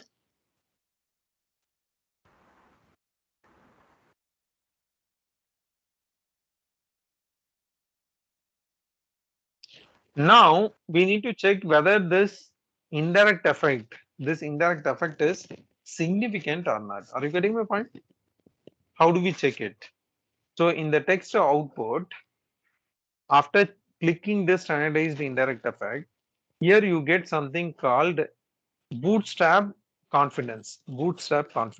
When you click this, you get bias corrected percentile method and percentile method. You click this two-tailed significance. Here, if you get 0.000, which means that this is nothing but the p-value. The indirect nature of the relationship happening between x and y via AM, that indirect effect is significant, which means that this 0.154 or 155, which we have obtained as an indirect effect value, this is statistically significant at what's the confidence level? 0.000, which means that this is at least significant at 0.001 level of significance. So we can say that there exists an indirect effect. Are you getting my point? But the effect is partial. Yes. Reason is that, but the effect is partial. The reason is there exists a significant relationship between x and y. Direct effect is also significant. Even though we are getting significant effect for the indirect effect, along with that, even the direct effect is also significant.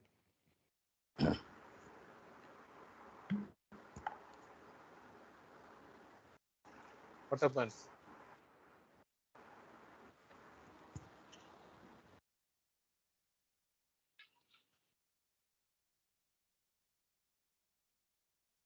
Fine.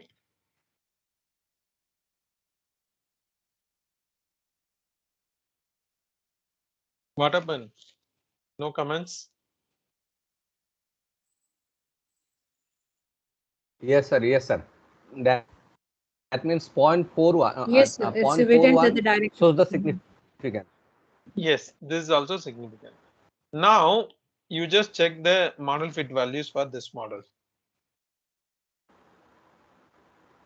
C minimum is 2.091, GFA is 0.936, CFA is 0.980, RMSA is 0.061. Perfectly good, perfectly fine. Now quickly we'll explore the full mediation model. So how do we do the full mediation model? You just save this as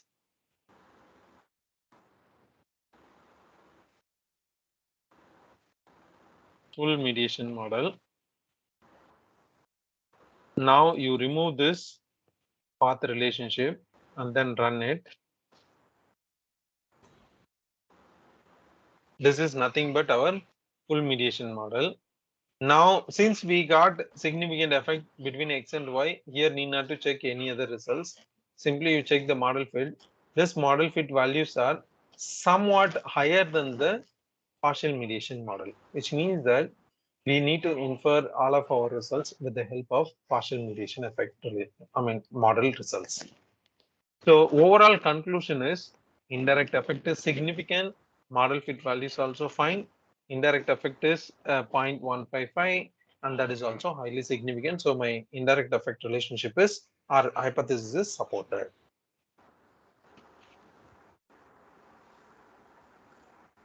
Make sense? Yes, sir.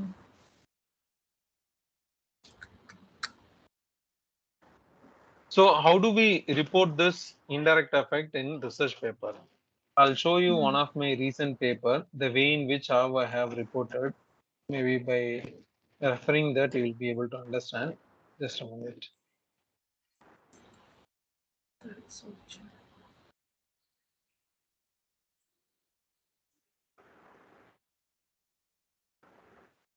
Just look at this paper.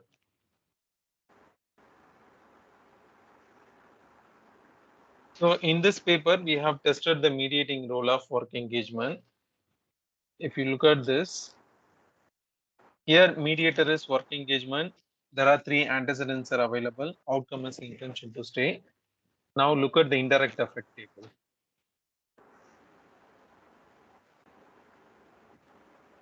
This is the indirect effect table. Since we had 3 mediational hypotheses, so we got 3 indirect effects. We have reported the bootstrap. Here I have reported the results on the basis of percentage bootstrap method. 5,000 resamples were used. This LLCL is nothing but LLCA is nothing but lower limit confidence interval. ULCA is nothing but upper limit confidence interval. If your bootstrap lower limit confidence interval and upper limit confidence intervals are not including 0 in between its 2 limits, means this particular effect is significant. See, here we also reported the direct effect values for this relationship. This direct effect is not significant. That was highlighted as NS. This is also not significant. This is also not significant, which means that we are getting full mediation effect for almost all of the 3 relationships. This is how you have to report your indirect effects.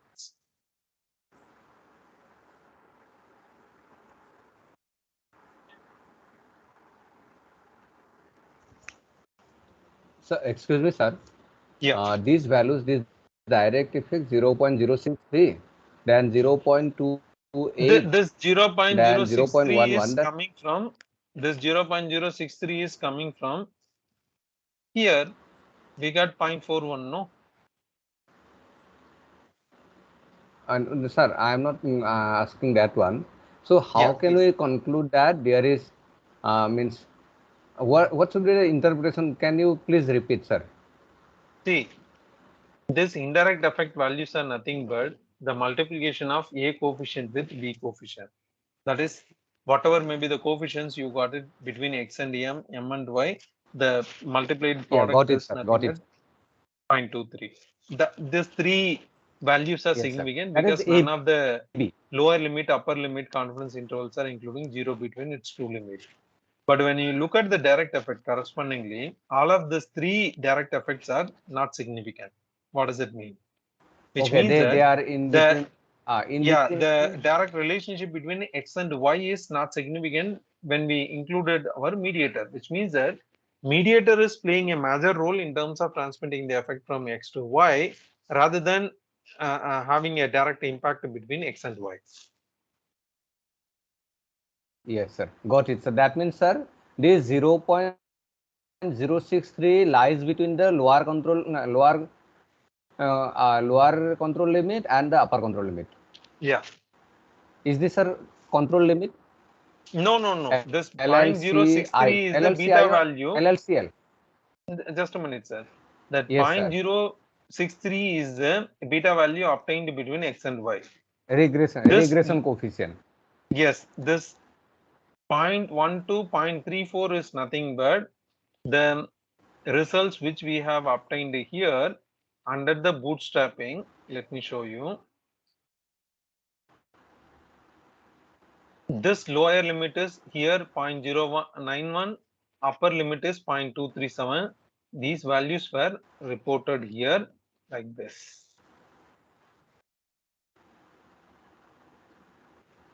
Just to check the significance, we are referring this lower limit and upper limit values. Then, sir, how can we, once again, sir, then how can we say that there is this direct effect? That means, sir, would you please don't mind, sir? Please once again explain this part. Sir, let me put the question in the right perspective. Yes, ma'am. The measure, what is the criteria of defining it as not significant? If the p-value is less than 0.05 means that particular coefficient is significant. If the p-value is not significant means when we say if the p-value is above 0.05 at 95% confidence limit.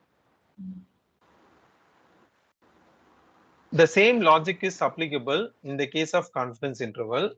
When your confidence interval lower limit and upper limit includes 0 in between means, it's not significant. When the lower limit and upper limit includes 0 in between 2 limits means it's not significant. And if not, then significant. Okay. Fine.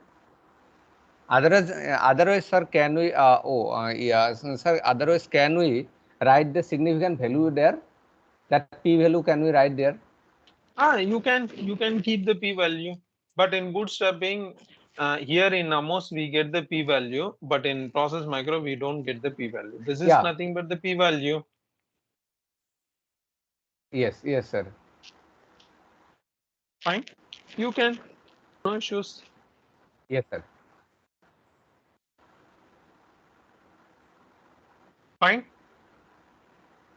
So now quickly I'll show you the sir. same thing using process macro. So before that, let me give you some clarity in terms of understanding what is process macro. You just go to this process macro page. So it's a macro program created by one of the Ohio State University professor. His name is Andrew F. Case. If you look at this process macro package, now in our platform also this is available. And using SPSS also you can do this. And there are some model templates are available. In terms of using this process macro package. For older version of the process macro package, this template was freely available to the public. But for the latest version of the macro package, the model template information is not available. Those informations are available in this textbook on Introduction to Mediation, Moderation and Conditional Process Analysis. If you refer that particular book, there you get the template information. Now I just show you the model template information here for getting some more clarity. Just a minute. So if you look at this appendix part, model 1 can test the simple moderation. If you want to test the simple mediation effect, model number 4 will solve the issue. So model number 4 is exactly simple mediation model, right? You have a X, Y, and then in between you have F. Now, after the installation of the process macro package, if you go to analyze, and then if you click regression menu in SPSS, you get this process version 4.1 by Andrew F. Case.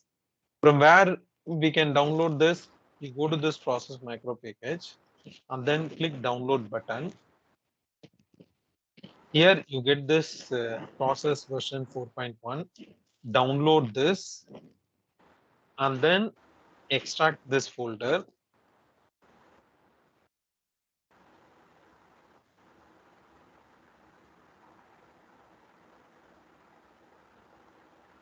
It's getting downloaded, yeah. And then you extract this.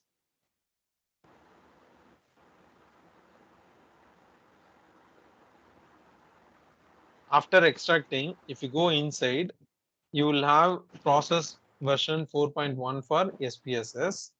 You just open it. And then custom dialog builder, you just open it. This is what the macro package file, SPD file. Now, how do we install this? You just right click, open with IBM SPSS statistics. Just click. You will get a dialog box. It will say that whether I should install this or not.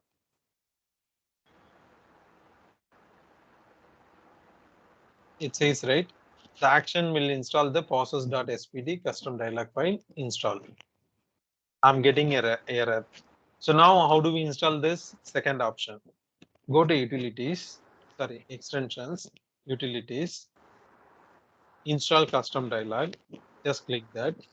Locate the process SPD, open, click OK. Now the dialog is installed here. So after the installation, you open your data set, go to analyze, regression, process version 4.1. This is how you will get the dialog box. So if you look at the data set, I have computed the average score for my X, that is job satisfaction, Y, outcome, that is life satisfaction, and work family balance mediator. Now I have the overall average score. Now let me show you how to do this simple mediation analysis using process macro package. So here my X variable is job satisfaction, Y is life satisfaction. Within this mediator box, I need to include this work family balance. Within this mediator box, I need to include this mediator variable. Here I need to select the model number. Here you will have the model numbers 1 to 92 because each and every models are something related to different version of the model, serial mediation, parallel mediation, and so on. So if you look at this particular model 4 is simple mediation, right? Here you can select the number of step sample. I'm selecting 5000. You go to options. Here I need the total effect value. Apart from that, I'm not looking for anything here. Click continue, click OK. Within a fraction of a second, you will be able to get the output here. See, it says running matrix. Now you get the output.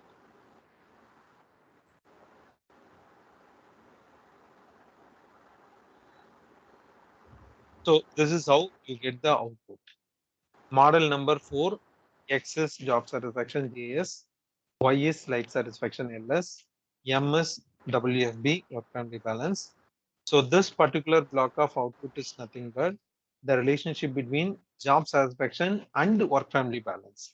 So here job satisfaction is the independent variable, work family balance is the outcome variable. Now if you look at this relationship, this is the relationship which we are testing between X and M. Are you getting my point?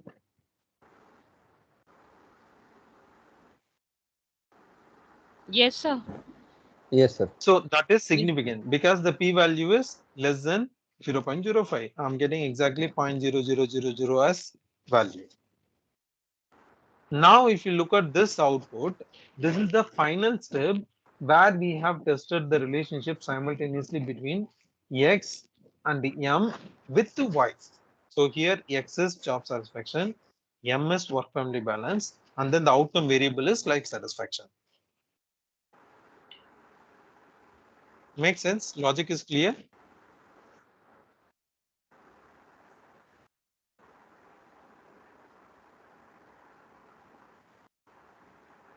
Yes, sir. So firstly, now- the relationship has been checked between independent and mediator, and then Yeah. independent and mediator with the dependent variable. Yes. Here, all of these relationships are significant. So this is nothing but total effect model. The relationship between only X and Y, what is the effect? That we are getting it here. Now, if you look at the output, So we please have repeat. compute.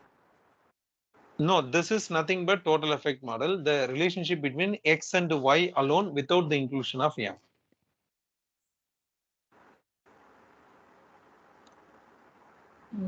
Okay, sir.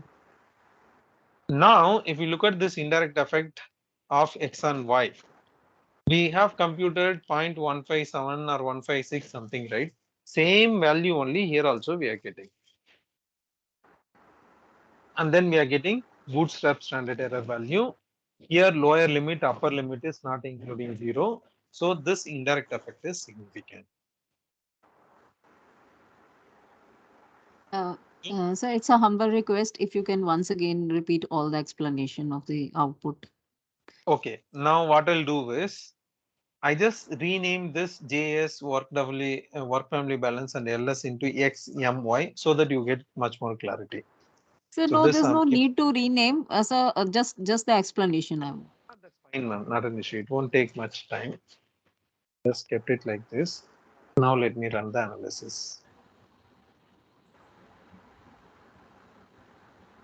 X, M, Y, nothing I'm changing. Click OK.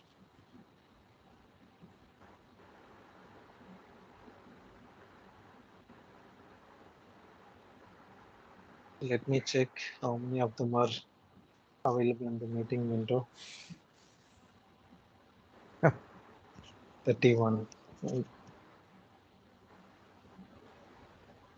The problem with online session is whether they are there or simply I'm teaching something to my laptop. Sometimes I wonder whether I'm teaching something to the participants or to my laptop. Yeah, we got the output. If you look at the output, this is the relationship between X and M. That is significant. This is nothing but the step number 2. This is the effects we are getting it between X and Y as well as M and Y. There is a final step.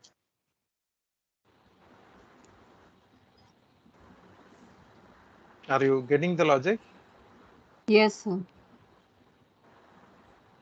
Logic is clear? Yes, sir. Clear, sir. Now, if you look at this indirect effect value, indirect effect is 0.1571.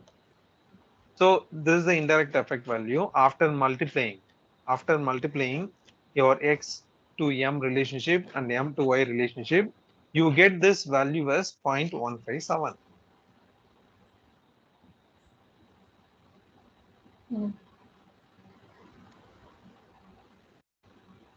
Make sense? Yeah.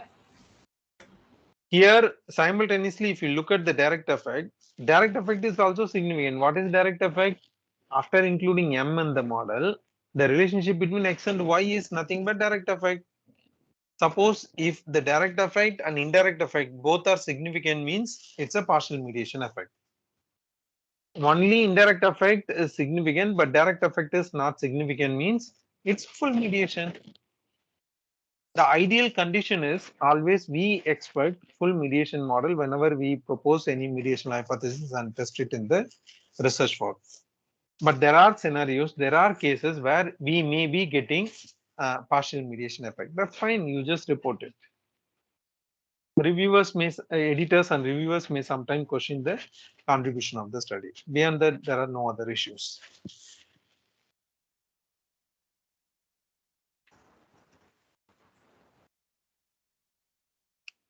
Fine. Yes, sir. Now able to understand how to do mediation analysis using process as well as AMOS. Yes, sir. Yes, But sir. we need to practice it, sir, We because need to we need practice. to install this. Yeah, we need to install this process macro, and then we need to install it in SPSS also. Then we need to practice, sir. Yeah, and for more reference, you just go to my YouTube channel. There are some playlists available. You go to this advanced data analysis playlist. So here I kept a mediation analysis explanation and how to do the analysis, serial mediation analysis, and then of course mediation using SIM. I have not kept anything here. Similarly, for moderation also, there are some explanation here. Moderated mediation also, there are some explanation. SEM using AMOS, CFA using AMOS, SEM using R, CFA using R. All those videos are available. You can visit my YouTube channel. Don't bother about, don't bother in that your name, sir. I may ask you to subscribe my channel. I don't do, I never do that. If you're interested, you subscribe, otherwise you leave it. Yeah, sir. It is in your name only, sir. Yeah, I just shared the YouTube channel link, sir. So there is a request if you can just mention the steps to install the process in SPSS. Yeah, to install again. the process Although we macro in understand. SPSS. Okay. Yeah. It is there. Yeah, what to do is you first go to this website. Processmacro.org. I'm sharing the link in the chat window. Okay, sir. Okay, I just shared the link in the chat window. After downloading the file, you get zipped version and then you unzip it. After unzipping the folder, you have this folder called process version 4.1 for SPSS. Go inside into that. Again, go inside into this custom dialog builder file. And then you right click this process, open with IBM SPSS statistics. It will ask you to install. This is. So you are talking about the SPS file. SPD. We have to SPD. .sp. Yeah. See, process.spd. Not SPS, .spd. Sir, I have opened, I have downloaded the process folder, And after the zip file, I'm trying to, okay, I got it process V4.1 for SPSS. And go inside into that. Yes, sir. And then customer dialog builder file. Okay. Okay. Okay. Go inside into that. Yes, sir. Then you get this process SPD file. Okay. Okay. Fine. So we have to extract that. Yeah. And no need to extract. Yes, got just it, double sir. click this. Okay. And okay. here you look at this PDF file. They have given clear instructions to understand how to install this custom dialog. Okay, sir. But when I double click it, it is showing the error install. When I say install, it's showing the error. Now what to do is you open your SPSS. Go to utility. That's go what to that's what I'm saying. Okay. Yeah, go to extensions. Extension. Click utilities. Okay. Then click install custom dialog. Install There custom. it's Okay. Okay. Then And there. you locate the process Okay, SPD file. Okay. Wherever you have saved. Okay, I sir, in think between yes. my Yes, folder. sir. Now. Okay. So. Okay, sir. Fine. Thank you so much. Thank you, sir. Then click OK. It will be installed. Okay. So Fine, sir. just a minute, sir. Thank My network is little bit slow, so Yeah. it is downloading.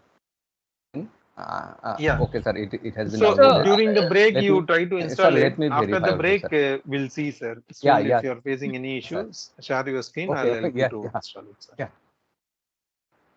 Okay. So that's all about the simple mediation. Here I'm not covering anything related to serial and then parallel. There are some advanced concepts also available. Those things and all I'm not bringing here. So it's almost 4:11. I took extra 10 minutes time to complete this scheduled content. So now what we'll do is we'll break for 15 minutes. Now in my watch, the exact time is 16:11. That is 4:11. So up to 4:25, we'll have the break. Exactly at 4:25, we'll again meet and we'll start with moderation analysis. Fine? So just Yes, sir. Yes, ma'am. question. Your YouTube channel has all the detail regarding mediation analysis. No? Yes, so if yes, I yes. want to practice it out, I can see it and practice it because Yes. many times we don't remember what is being said over here. Yes, definitely. Okay. You can. Fine. Thank you so much. So 4:25 we'll meet again. I'm just muting and then leaving the place. Yeah. Oh yeah. Sure, sir.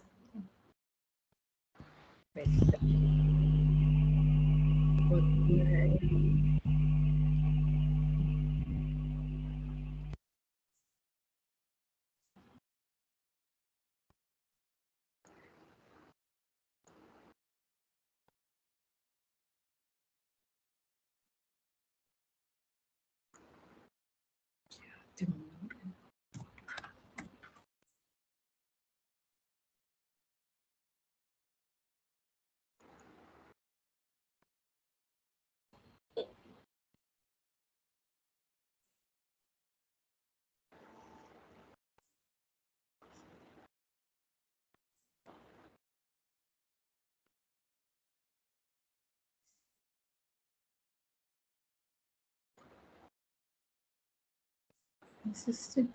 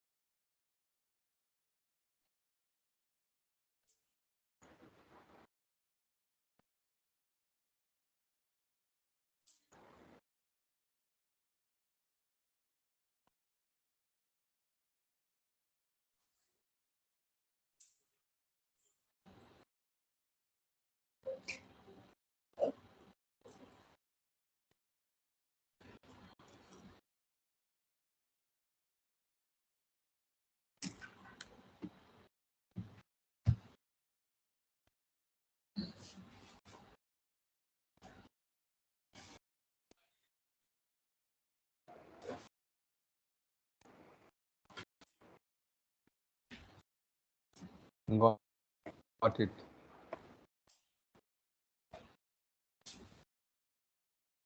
Got it.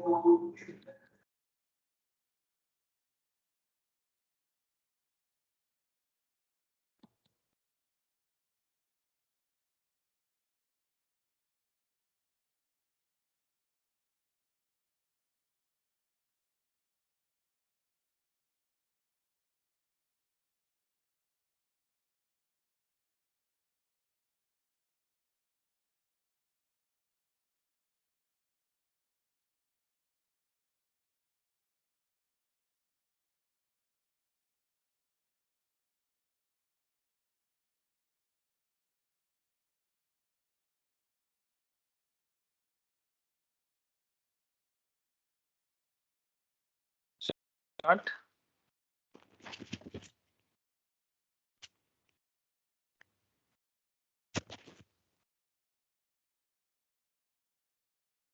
Shall we start?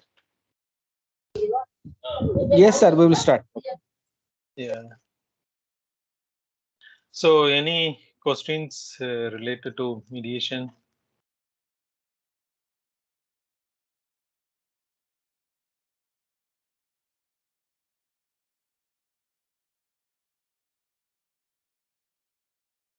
Any questions?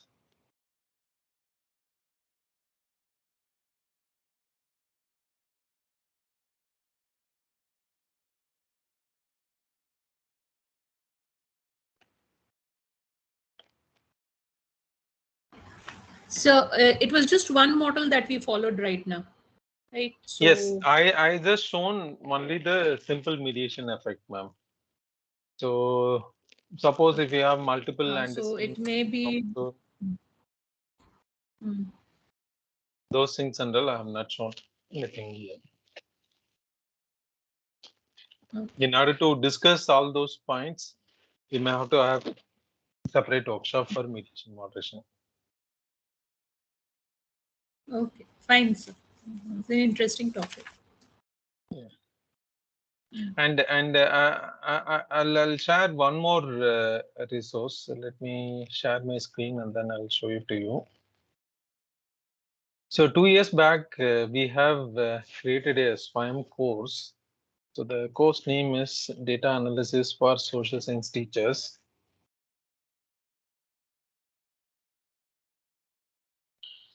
So this course videos are freely available in the one of the AICTE Google site. So let me share this link in the chat window.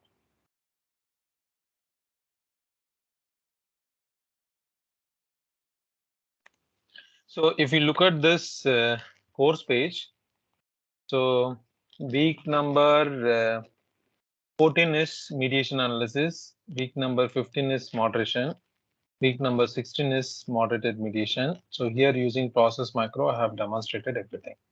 You can also watch these videos to further enhance your understanding to learn mediation, moderation, and other stuffs now. Fine. Any questions?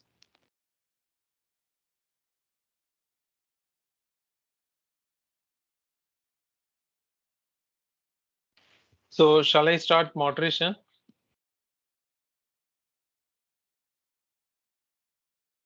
What happened? Yes, no sir. response? Yeah. Yes, sir. Yes, sir. Yes, sir. Sure, sir. Yes, sir. So may I know really how many of you are attending? Can you all raise your hand? Let me check your screen. 2, 3, 4, 5, 6, 7, 8, 9,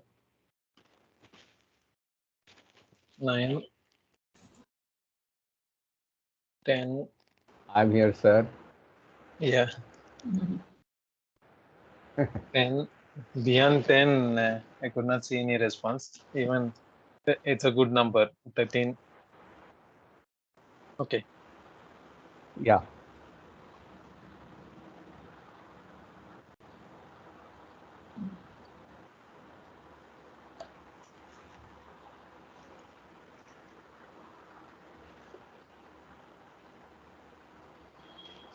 So now, similar to mediation, now try to understand what is moderation, why we use moderation, and then what sort of hypothesis or what sort of research questions one can answer with the help of moderation. Those things only now we are going to discuss. Fine? Make sense? Yes, sir. Okay. So yeah, able to see my face.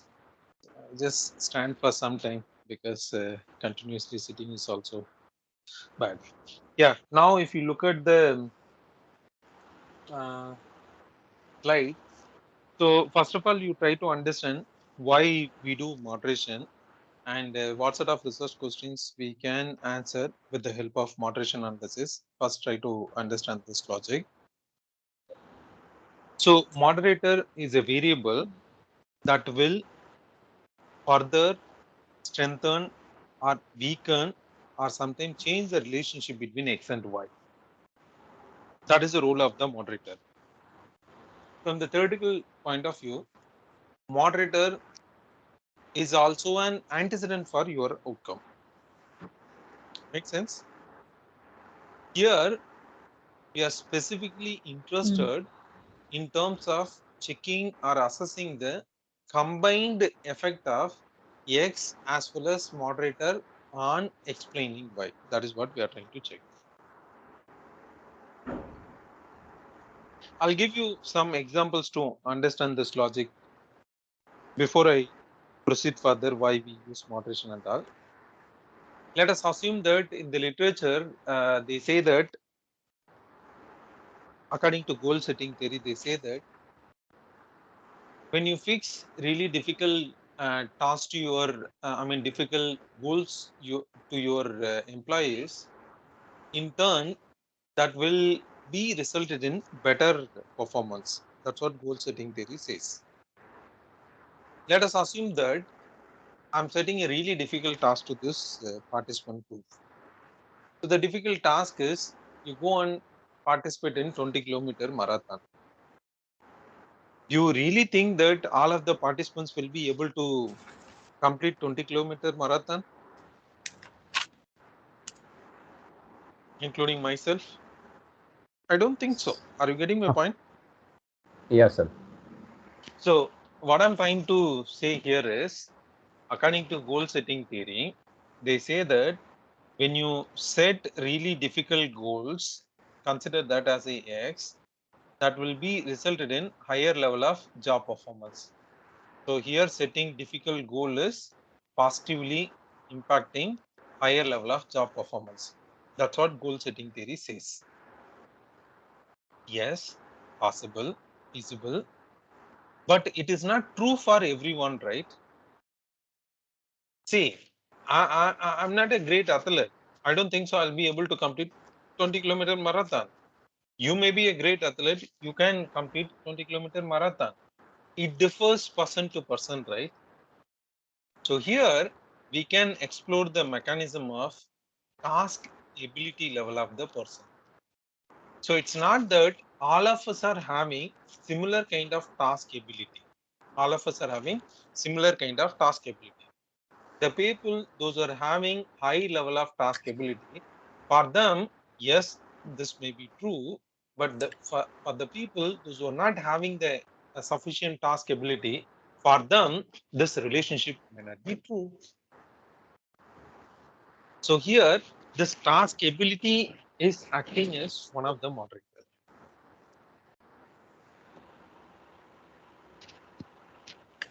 Getting the logic? Sense out of this explanation? The task ability will be one of the moderator here? Yeah, moderator.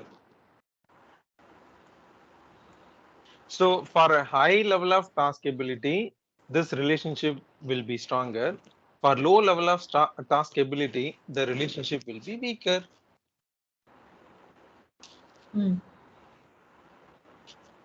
I'll give you one more really basic example.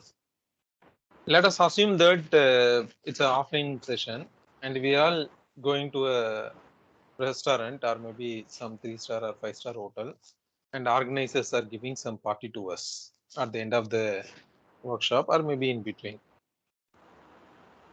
So we were around 35 or 40. We are going, and then if you look at the tables, there are some cutlery items are available, and then you have spoons and then forks, everything is there, and they are serving the food on your plate itself. We always use in public forum, whenever we attend this sort of events, we use spoons and forks, even though some of the people are habituated with having the food using their hand. Why we are doing that? You getting my point? Did you experience this scenario? I have experienced it. I'm perfectly fine with having food using my hand, whether I sit in 5-star hotel or local restaurant. But there are some instances where I need to modify my behavior because of peer pressure or social pressure or maintaining some level of social prestige. Are you getting my point? So some other variable, third factor that is coming into the mechanism and then trying to alter the relationship and then altering the relationship. Are you getting my point? I'll give you one more example. Yeah. Can we say that it is catalyst? Sorry, ma'am? Can we say that it acts as a catalyst? Yes, absolutely correct. Yes. Kind of catalyst. Okay. I'll but in mediation, no, in mediation, it's a transmitting effect. I'm communicating something. It's a transmitting. In turn, you are communicating something to your son. Are you getting my point? Yes, sir. Yeah. I'll give you one more example. Let us assume that you're all visiting a cinema theater along with your schoolmates. You will have benchmates and then some kind of close friends during your school days, right? That too, you're going to watch a movie. It's a commercial movie sort of thing, and one of your favorite actors' movie you're going to watch. Sometimes, even at this age, also, you may shout, you may whistle, you may dance along with your friends. But if you go and watch the same movie alone, you never do anything. Simply, you'll watch the movie quietly. Are you getting my point? Whether you had any experience similar to this explanation? Every one of us. Why? When you are in a group, your behavior is something different. When you are alone, your behavior is something different, completely different. Why? You're getting my point? So some kind of social pressure is created over there. Yes, if sir. I don't shout, if I don't dance, if I don't make noise, my peers will treat me in a bad way, saying that this fellow is useless. The group norms. Sorry? The group norms. Yes. So something else is enhancing this relationship, right? Even though you are not a kind of person who will shout or who will dance, but because of another factor, you're doing all those activities, right? Are you getting my point?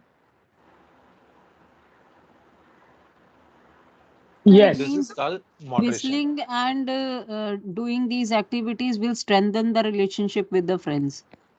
Yeah, there are multiple aspects, but here I'm trying to understand. I mean, I'm just trying to give you some really basic example to understand how a third variable is activating something or deactivating something. That is what I'm trying to say. So it means Fine? whether it makes the relationship between the two variables either stronger or weaker. In which direction? Weaker. Yes. Sometimes the original relationship between X and Y may not be there, but because of the third variable influence, that relationship may be happening, possible. Are you getting my point? I'll give you one more example. We all of us are trying to reduce our weight. So reducing weight is considered as Y here, right? And we believe that doing exercises will help us to reduce the weight. So here doing exercises or exercising behavior is considered as X. Clear? Make sense? Yes, sir. I tried it. Every day I did exercises for 1 hour. Even sometime I used to walk for 20 kilometers also. Nothing has worked out for me. Still I was maintaining or keeping the same weight. But when I tried to reduce the food consumption, that time I could see some improvement in terms of reduction of weight. So here this food consumption is altering this relationship. When you consume only 3 chapati in the night, when you consume 6 chapati or 7 chapati in the night, your weight differs, right?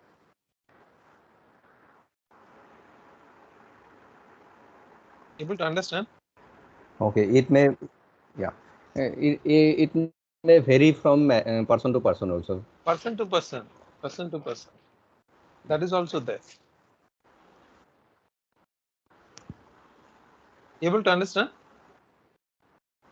Yes. Yes, sir. This is But what sir, moderation. somehow, yeah, that means for improvement or means some alteration. For some Yes. alteration, if we use some, yes, if we use some variable, then that is the moderator. Yeah. For example, I was in a really stressful state. Stress is X. In turn, that is negatively impacting your task performance. Here, the relationship is negative. Along with that, if I get some supervisor support will help you to mitigate this stress. In turn, your task performance may not be affected much. Yeah, very true, sir. Make sense? Yes, yes, sir. So one example, if I like to quote, like sales promotion measures on revenue earned, and media can be the media coverage, also social media. We can take it Possible. as the kind of write-up that comes in the media. Could be a moderating variable. Possible. Advertisement in general, you put it like this. Possible. Whether you get effect or not, you are making certain propositions or hypotheses. After the collection of data, I mean, we tend to prove it. Whether you get output or not, it doesn't matter. But still, we are trying something, right? Yeah. This is how the moderation hypotheses are created in the literature. I have plenty of examples.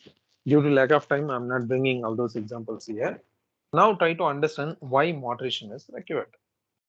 Interaction effects play a pivotal role in the theoretical development of the organizational sciences and all sciences in general because they allow us to understand the conditions under which relationships between variables change in strength and direction. So usually this moderation is highly essential or useful whenever we are trying to understand the changing nature or direction of the relationship that is happening between some x and y. Interaction effects provide information on the boundary conditions of theories and their predictions. For example, boundary conditions means, how do we say this? I have job autonomy, greater job autonomy at my university. In turn, that is leading to better job satisfaction. At the same time, suppose if I get some kind of negative impact from my boss, definitely this relationship may be weakened, right? Are you getting my point? or lack of support from the boss, your job satisfaction may go down, right?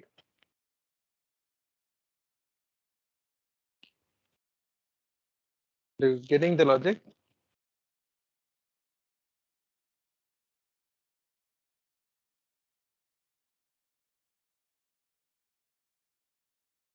Yes.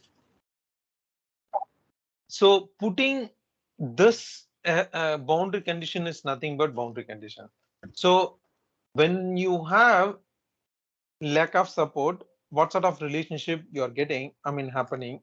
When you have better support, what sort of relationship you are getting, that we are trying to understand, and then we are putting boundary condition only for this level of support or this level of lack of support. This is fine or this is not fine, something like that we are trying to provide some conclusion to the readers.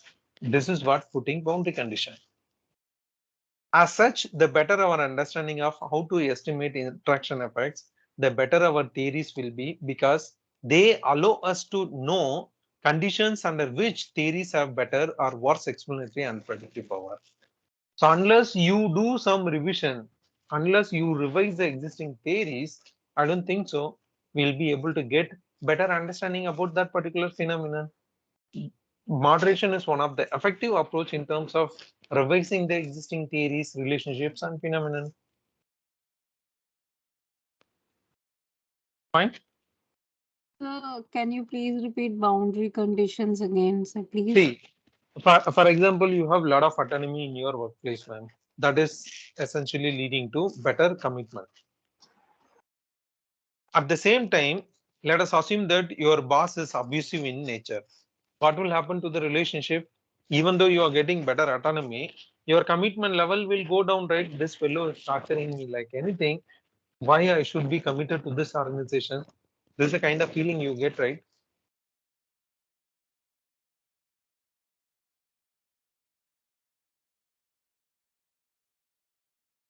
Getting something, ma'am? Yes, sir. I'll give you one more example. Service quality and customer satisfaction is one of the well-established relationships. You give better service to the customers or clients, in turn, they'll be happier. So the customer satisfaction will be further, enhanced. Here I'm bringing service failure as one of the moderator. The people, those who have experienced some level of service failure, even though the service quality is good, for them the effect is lower. Makes sense? For the people, those who have not experienced any service failure, for them the effect would be really great. I'll narrate one more story. I have a account in SBI, and I have obtained my credit card 2 years back. One of the funny and pathetic condition in, especially in public sector bank is they are not owning the credit card service. For everything, you have to use IVR service, or you have to approach the customer care team through email, and they say that it will take 10 days to rectify your issue. And recently, RBI has mandated something related to attaching our KYC documents for accounts as well as credit card and so on. Since I'm a migrant worker, I come from different state. I'm settled in Hyderabad. None of my government ID proofs are containing the current address. And one more pathetic condition is, even the bank top officials are not knowing what is the exact circular issued by RBI. RBI says that there are 4 required documents need to be produced by the people. On the top of it, even they can do the self-declaration, as well as if the ID proof produced by the customer is satisfactory. Satisfactory means you can still consider. That's what RBI circular says. But nobody is understanding that. Even I spoke to the, and one more pathetic condition is, through IVR service, you can't reach the customer care service.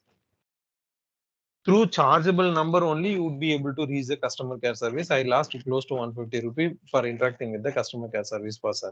He says that we consider only 4 ID proofs, passport, and then driving license, Aadhaar. You change your address to any of these documents, and then we will consider. Why I should do that? I'm a migrant worker. Are you getting my point? It's a clear-cut case of service failure, right? At least they could have spoke to me orally to say that this is what the issue, how do you rectify it, or you produce something else, we will consider. Even the banks are not taking or owning any responsibility towards solving this issue. I approached the manager itself twice or thrice. Are you getting my point? So now, even though they are giving better service, till last month I was really satisfied with the SBI, but now my satisfaction level has gone down, and I won't recommend this bank to anyone. Are you getting my point? Now able to understand how a third variable is altering this existing relationship? Are you getting my point? What happened? And then once again, we are confused with mediation. See, in mediation, what is happening is it's a kind of exchanging nature of relationships. I'm influencing you, in turn, you are influencing another person.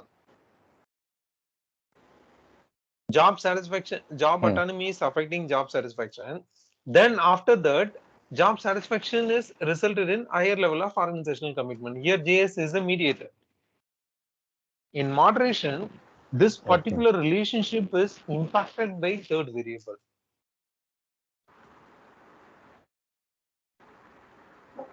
Now, getting the difference between mediation and moderation? Yeah, the difference between impact and influence. Fine. Sir? Yeah. Sir, could you please throw more light, sir? Yeah, I'll share some more insights after looking at some of the example papers. Just look at the example papers and then I'll come back to the previous slides. Just look at this paper, The Role of Consumer Confidence in Creating Customer Loyalty, published in Journal of Service Research, one of the top class journal. So here, customer equity drivers are acting as X, loyalty intention is outcome, consumer confidence is acting as a moderator. Now, getting some clarity?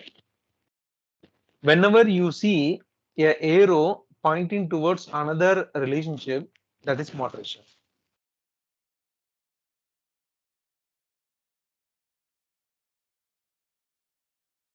Acha. Okay, sir. Excuse me, sir. Yeah. Sir, could you include both the concepts in one example to have a clarity? Sir, consumer confidence is what? Mediator or moderation here? Here, moderator. Moderator. We did that earlier one in where you said that it's mediator and the other one is.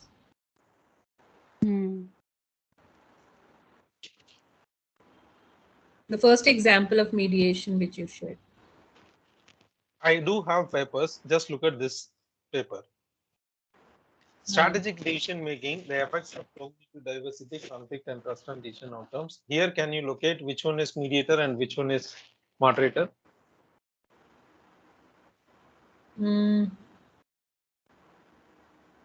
Task conflict is the moderator. Mediator. And task conflict is exchanging the relationship between cognitive diversity and understanding. Basically, task conflict is transmitting the effect from cognitive diversity on understanding, commitment, and decision quality. No question of improvement or means decrement means improvement or something else. In mediation, transmitting the effect. That's it. I'm passing something to you. You are passing the same content with your colleague. That's it. In moderation, just look at here. Competence-based trust is moderator. This competence-based trust is altering this particular relationship. Either it may strengthen or weaken. In this case, it is strengthening because cognitive diversity is positive, task conflict is positive, competence-based trust is also positive. So here it is strengthening. It's catalyst. Yeah. Catalyzing the effect, yes, impacting. Yes. Likewise, the moderation board in the for the question papers. Sorry, sir. Come again. For the question paper, suppose the question setters they provide the questions, and then in between while going to the final setup, then there is a moderation board. Then that is moderation. No. That moderation is different, sir. Don't bring that moderating the question paper, moderating the answering. I mean evaluation. Those things are the difference. Here, moderation means third variable is strengthening or weakening the relationship between X and Y. Basically, the third factor is altering the relationship between X and Y. That is referred as moderation. Again, qualitative, sir. No, it can be qualitative or quantitative. It can be anything. Okay. See, in social science research, we often deal with, entities, right? This sort of entities, right? Yes. Are you getting the logic? Yes, sir. Makes sense? Just look at the explanation to further understand what is moderation. The effect of X and Y can be said to be moderator if its size or direction is dependent on some third variable. If its size or direction is dependent on some third variable, which means that the relationship between X and Y, is actually moderated by, in terms of its size or direction, by the third variable called moderator.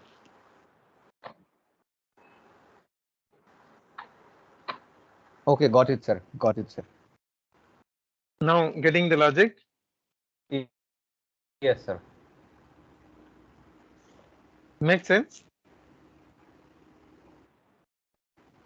Yes, sir. As you cited the example of means exercise which can lose the weight or body fitness. For example, yes, look at the second one. Moderation occurs when the relationship between an independent and dependent variable depends or it's conditional upon a third variable, usually known as a moderator or moderating variable, and denoted as a Z. Same explanation, similar kind of explanation that is given from another set of authors to define what is moderation.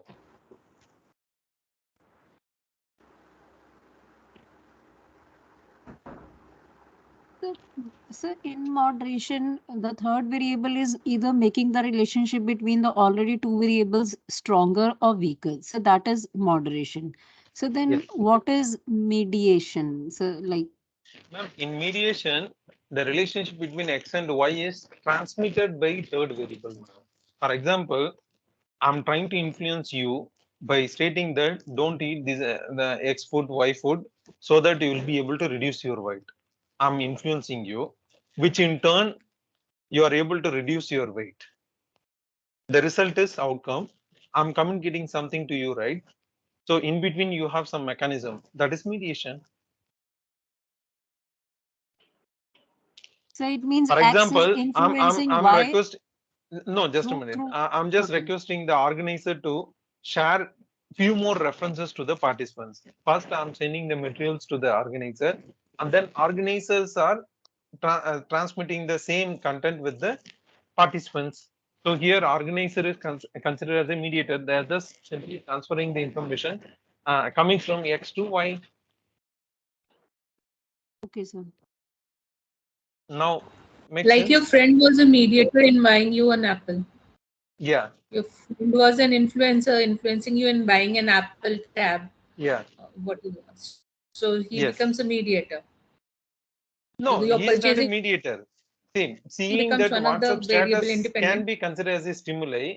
After that, something happened in my mind, right? That is mediation. Then at the end of the day, I place the order, that is outcome, response. Okay. Got it. Logic is clear?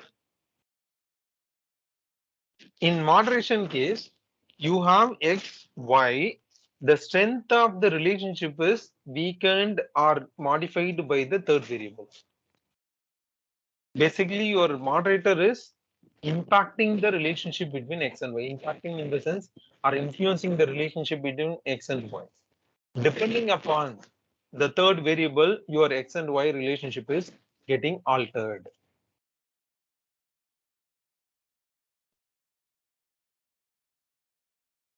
Just look at this example. Here, how and when weather boosts consumer product valuation. Here, weather state is X. Mental simulation of product uses mediation or mediator. Consumer product valuation is outcome. Here, products association with weather state is acting as a moderator. In this stage, product attractiveness is acting as a moderator. Basically, this weather state and product attractiveness are altering in some form of the relationship that is happening between this X and M and Y.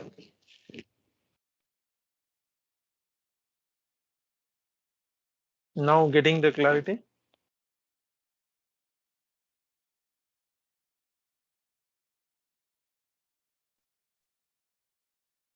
Yes, sir.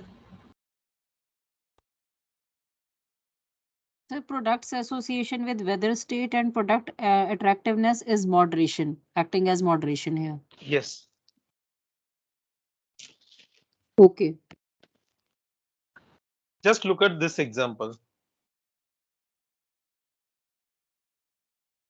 Firm innovation is X, customer satisfaction is mediator, firm value is final outcome. This relationship is moderated by branding strategy, market dominance, and competitive intensity. Depending upon these factors, the firm innovation and satisfaction relationship is getting altered.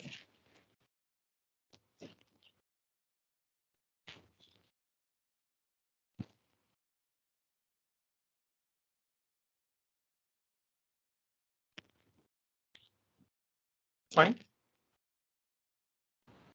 Yes, sir. Look at this paper. Any idea? Have you seen this sort of model at any point of time? No, sir. It's a great paper and a great story. Here, X is job resource. Y is task performance and safety behavior. For our understanding, we'll consider only job resource as X, task performance as Y.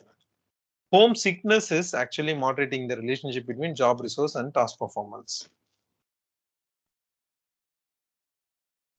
Are you getting the logic? Yes, sir. Now, just look at this relationship. What is homesickness? I'm away from my native place. Let us assume that I'm working in Dehradun.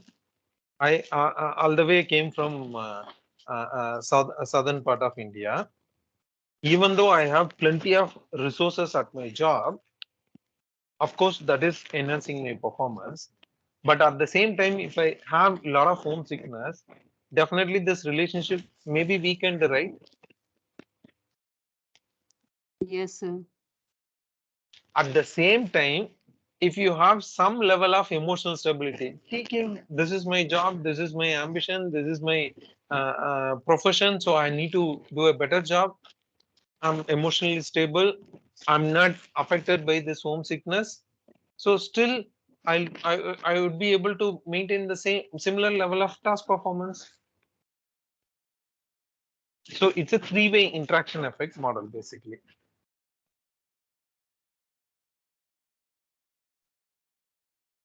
Moderated. But due to homesickness, the relationship between job resources and task performance might be weakened.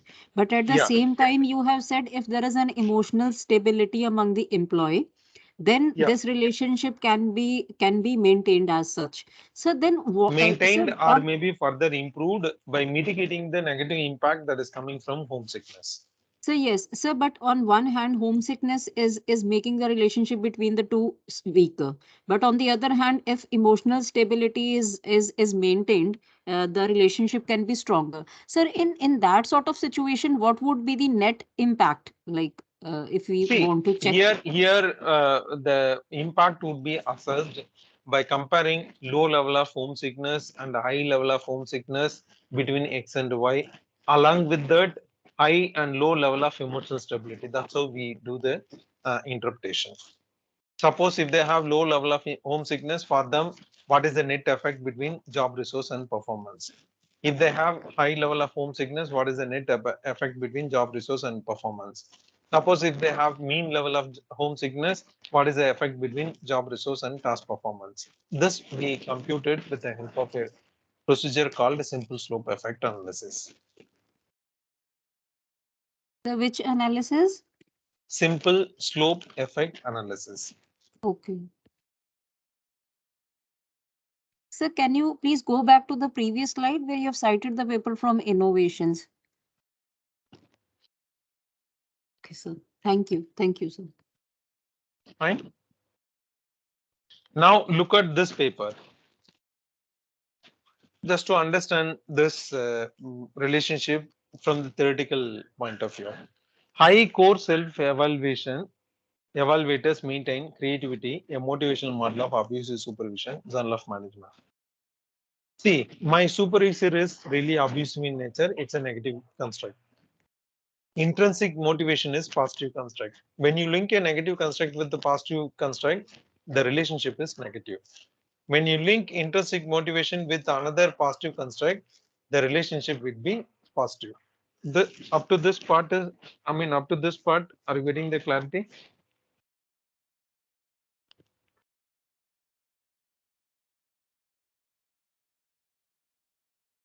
Yes, sir. Now, when they have high level of abusive supervision, at the same time, if the people are having some level of core self-evaluation, some kind of self-belief or self-worth or self-esteem, what will happen? This negative impact can be mitigated.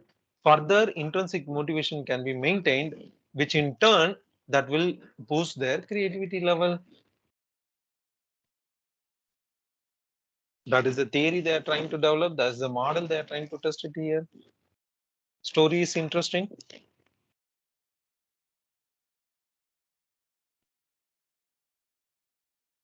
See, I'll put it in this way. Negative feedback given by the participant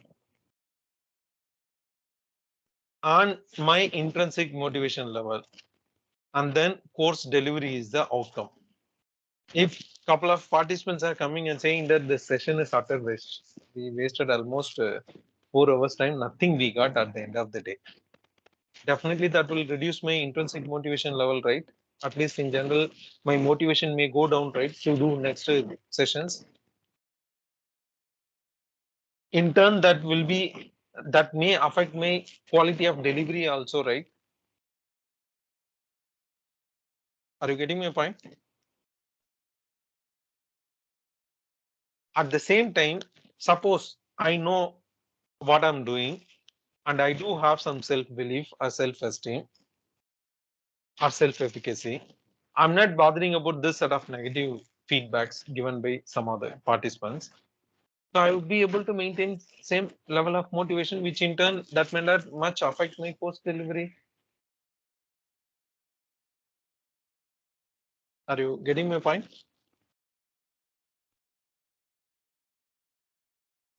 Yes, sir. Makes sense. Mm-hmm. So this model, not this one, this model, everything is, some of the examples to understand integrating mediation with the moderation with mediation. It's a moderated mediation hypothesis related models tested and published in really top-tier journals. Just to understand this moderation effect only, I brought those examples and then I kept it here. Just look at this theory explanation for this particular moderational hypothesis alone. There is a theory called behavioral plasticity theory. suggests that people who evaluate themselves positively are less likely to depend on external cues to guide their motivation and behavior. Consequently, such people are less likely to be influenced by the unusual manipulation of performance relevant cognitions. In other words, this theory posits that performance relevant cognitions are less influential among people who evaluate themselves positively than it is among those who evaluate themselves negatively. Applied to the work setting, the implication is that high CSE employees trigger self-regulatory processes and maintain their external focus on performance without paying too much attention to abusive supervision. So the story here is, according to behavioral plasticity theory, if you have some level of core self-evaluation, you may not be paying much attention to the external cues. One of the external cues is abusive supervision. In turn, that may not, you don't allow that particular external cue to alter your motivation level or behavior. Based on this theory logic, CSE is regarded as constituting an important personal resource that helps individuals to cope effectively with the stresses by facilitating positive appraisal of their jobs. So they have proposed this hypothesis stating that CSE moderates the relationship between abusive supervision and intrinsic motivation such that the relation is weaker when the level of CSE is high rather than low.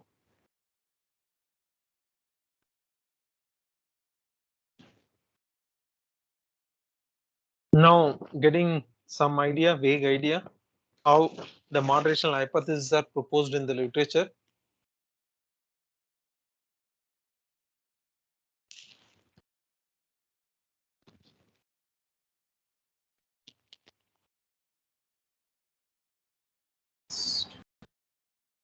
Complex.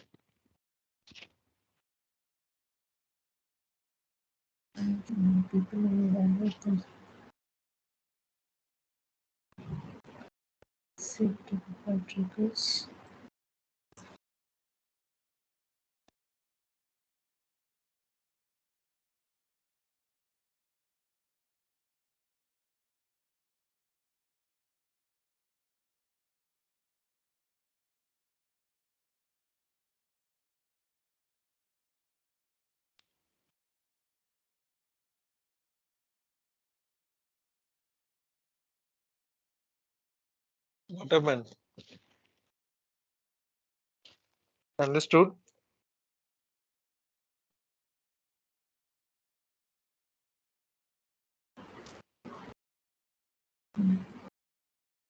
CSE plays a moderating role in the change of behavior.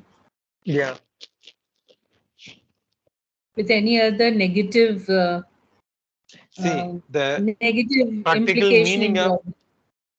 no, ma'am, just a minute. The practical meaning of this hypothesis is CSE moderates the relationship between abusive supervision and intrinsic motivation such that the relationship between abusive supervision and intrinsic motivation is weaker when they have CSE is high rather than low. Low. This relationship is weaker means CSE should be higher so that this negative relationship may be weakened.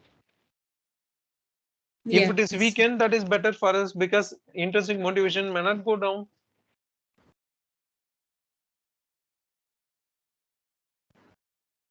Got it.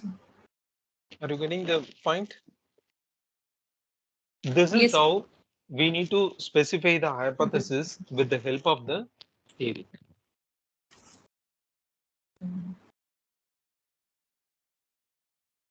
Any questions at this? Up to this stage? No, not from my. I've done a bit of study on this, so. Okay. Up to what extent, ma'am? I just started working on the concept of mediation and moderation. Wanted to work on certain papers. Okay. So that's where a bit of idea. That's where I joined this program. Okay. Fine. Actually, I do some 4-day continuous session, 5-day session in terms of delivering this, I mean, covering mediation, moderation in a holistic manner. But here, I mean, I'm not having that much of time, just 2 hours only. So I'm just opening your eyes towards, okay, see here, there are concepts Yes. available similar to this, further you explore it. Up to this extent only, you can, I mean, get some input part of this 2-hour session. This particular session would just give a clarity to what my thought there, whether if there is any problem, then I can further work on that. Yes. So from that yes. perspective. Yes. Fine. So now try to understand how to test the moderation. I'll come back to this slide a bit later. We also produce interaction graph after the analysis. So this is what a two-way interaction model. When you have X and then M influencing the relationship between X and Y, if that, yeah, sorry, can you hear me? I think some network issue. Able to hear me? Yes, sir. Yes, yes, sir. Perfectly Yeah. fine. Yes. Yeah, thank you. So if you look at this two-way interaction model, when you have X and then M, if this relationship is moderated by M, so this is a theoretical model. For the same theoretical model, the statistical model will look like this. So how do we test it when we have this sort of theoretical relationship, especially moderational relationship? So you need to have a relationship between X and Y, M and Y, and X score should be multiplied with the M, and then you will get a product term called X and M that should be linked with Y. And when we run the regression, this B3 coefficient must be significant. That combined effect must be significant. Then only we can say that the moderation is happening.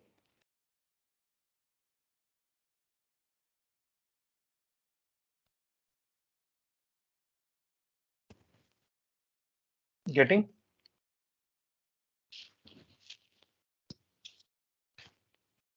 Yes, sir. Makes sense? Hmm.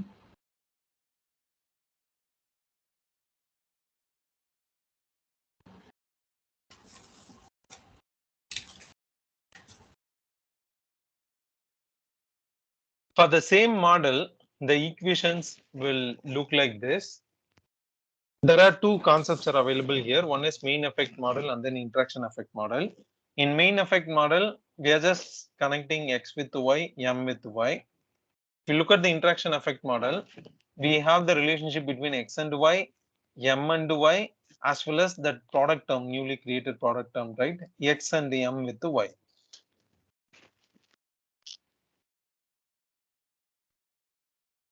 Clear? Yes.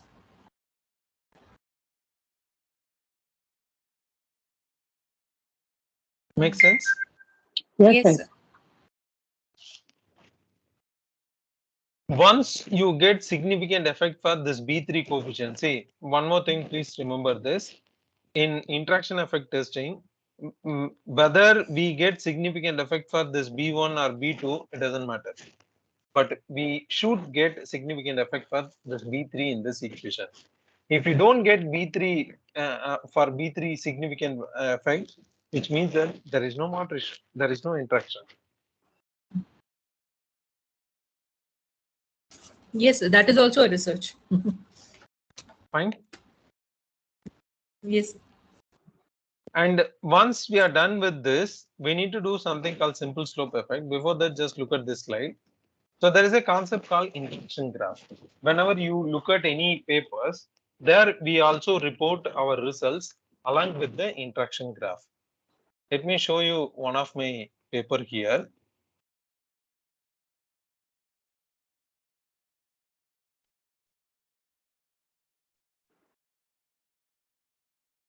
See, here we kept some of the moderators, right? Active coping and self-efficacy.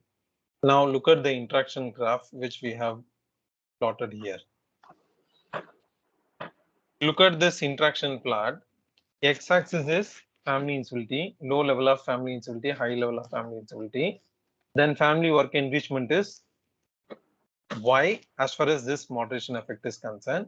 But in the overall model, this family to work enrichment is acting as a mediator. Here we just plotted the slope values for low level of active coping and high level of active coping. So how do we infer this result? Please carefully listen to me. When the people are having low level of family instability, right, along with low level of active coping strategy, for them, the family to work enrichment is only this much. Suppose if they have low level of family instability with a high level of active coping strategy, for them the net effect is this much with respect to family to work enrichment. But if they have really high level of family instability with a low level of active coping, for them the family to work enrichment is only this much. But if they have high level of active coping, for them the family to work enrichment is this much, because just look at the value here, at least 5.9 and above. Able to understand?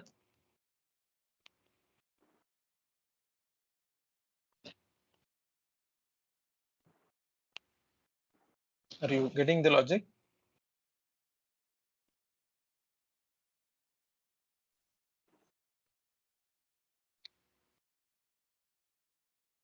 What happened? No response.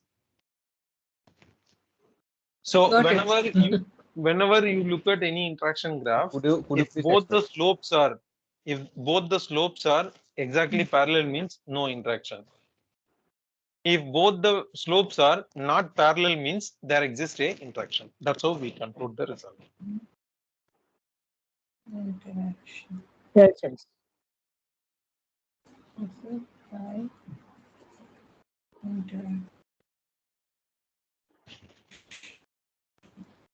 Yes, sir. This is from the context of coordinate geometry.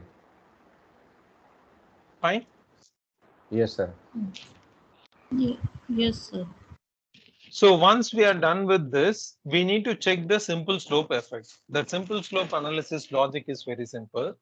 This is what the interaction equation, right? That is coming from this interaction effect model, right? So if you partial out the terms, we get like this: B1, B3M, B1, B3M multiplied with X. This is nothing but the simple slope for this X. This is B1 plus B3M is nothing but the simple slope for X. So what is the meaning of this B1 plus B3M? Try to understand this. At the low level of the moderator, what is the relationship between X and Y? At the mean level of the moderator, what is the relationship between X and Y? At the high level of the moderator, what is the relationship between X and Y? This is what we are trying to test. We get some beta values in 3 of the cases. After that, we need to check whether these betas are significant or not. That is what we are trying to do in the case of simple slope analysis. So here you substitute the X value, low level of the X, mean level of the X, and then high level of the X. After extracting this B1, B3 from the equation, you will be able to compute a single value. That value is nothing but the simple slope effect value for low level of the moderator and mean level of the moderator and then high level of the moderator. Further, we need to check whether the computed simple slope effect beta value, that is the regression weight, is statistically significant or not. For that, we need to compute the standard error, and then you establish the confidence interval or compute the p-value. Based on that, one can conclude that whether this particular computed value is statistically significant or not. Clear? Yes. Now, Yes. getting some vague idea about what is simple slope analysis.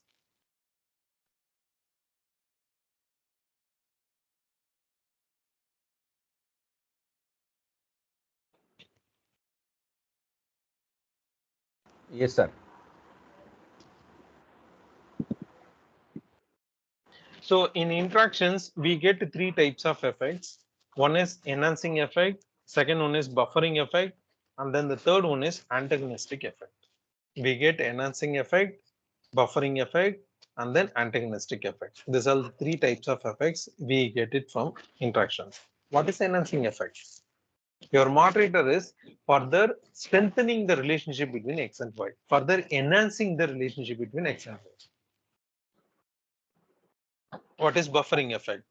Your moderator is decreases the effect of the predictor, weakening effect.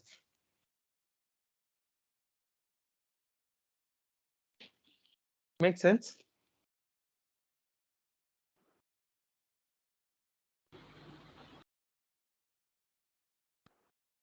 Are you getting the logic? Yes, Yes, sir. Yes, And sir. in case of third one, the moderator reverses the effect. That is, if the correlation between X and Y is positive, and in the third case, it can be negative.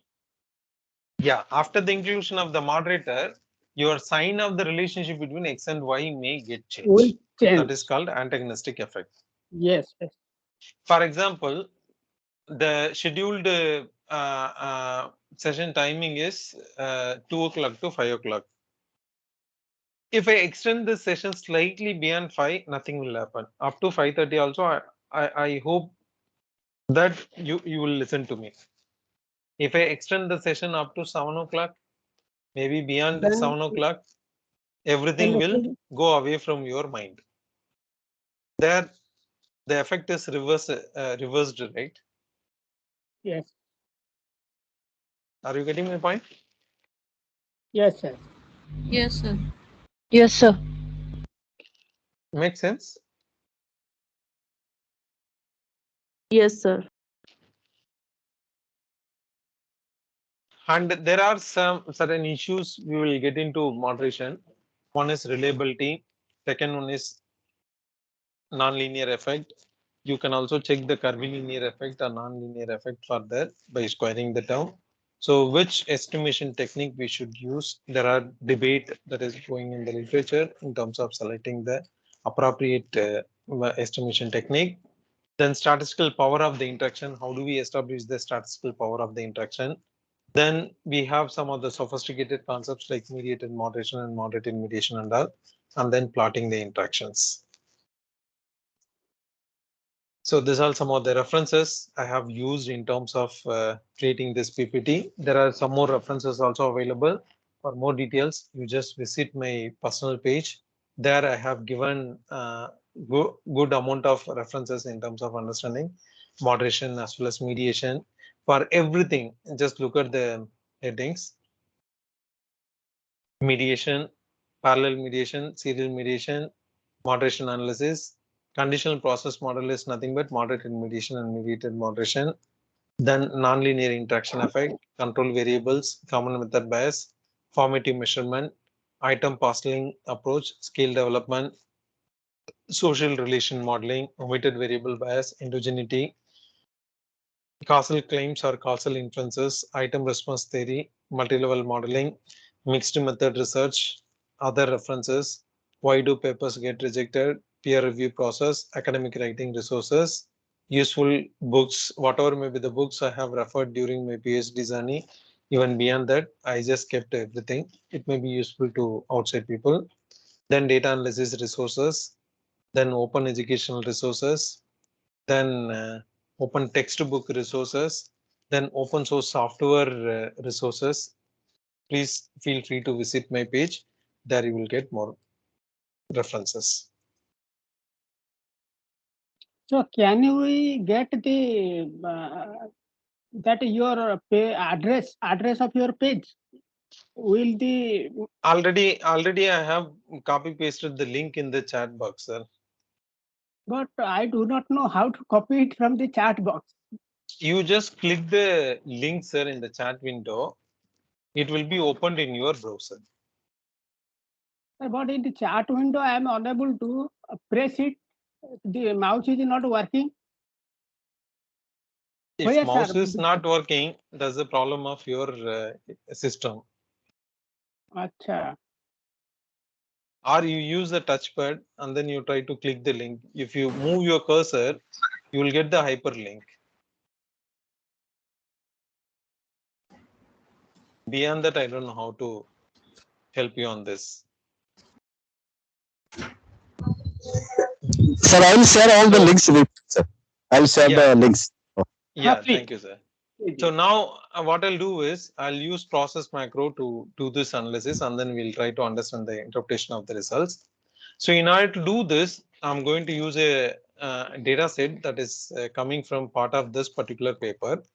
Mindful multitasking, disentangling the effect of polychronicity,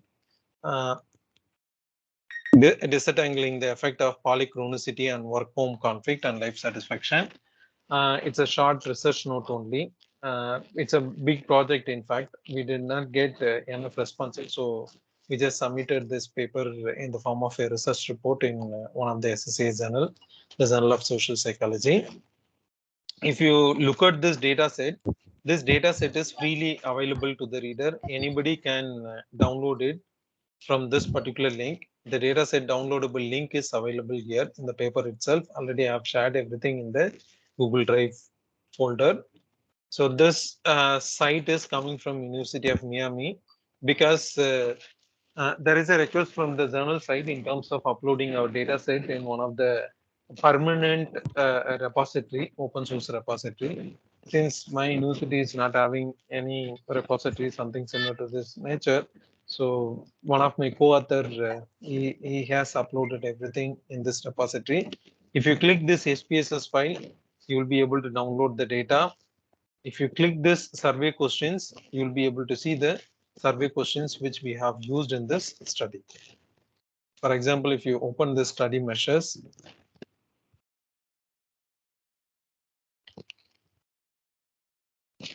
so these are the few demographics we have used.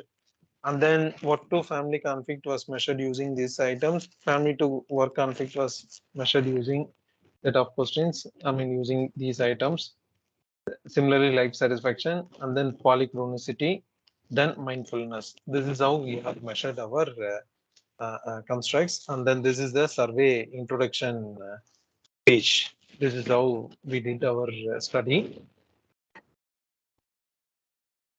Then if you look at the SPSS file, so I'm just opening the downloaded SPSS file just for clarity. So here we have the response ID, then gender, age, married, number of children, and then years of experience. So here you have the overall score, right? The score is nothing but polychronicity, mean-centered values. Polychronicity, mean-centered values. Polychronicity is nothing but multitasking behavior. Suppose if the people are having really multitasking behavior, whether the effect is, what sort of effect they are getting with respect to linking work-home conflict with this construct, and then home work conflict, and then life satisfaction. And then here we are keeping this mindfulness, MAAS underscore CT is nothing but mindfulness variable. So for mindfulness, what sort of, we are treating it as a moderator. Now, what I'll do is I'll use polychronicity as X, life satisfaction as Y, and then I'll use mindfulness as moderator, and then we'll do the analysis using this process macro. If we go to regression process macro, model number 1 is used to do the moderation.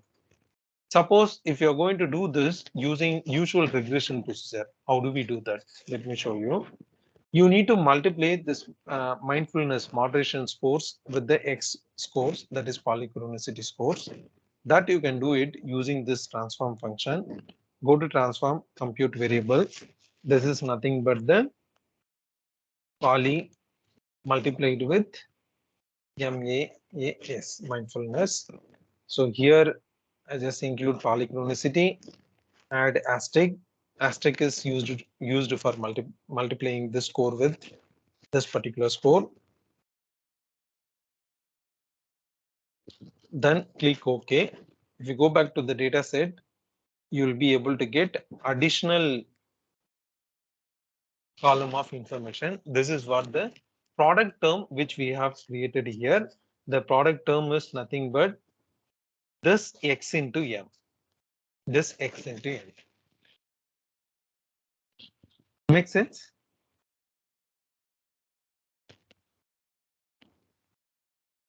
Are you getting the logic? Sir, yes, sir. Yes, sir. Yes, sir.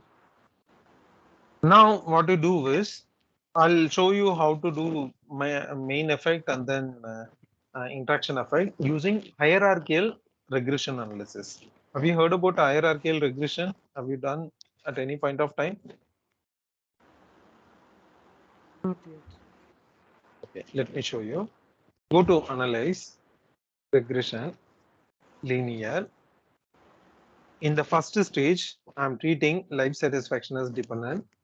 I'm treating the raw score of polychronicity and then raw score of mindfulness as two different independent variables. Here you have this option called next, right? At any point of time, did you notice this next option? Yes, sir. Click next. Now you include this interaction term.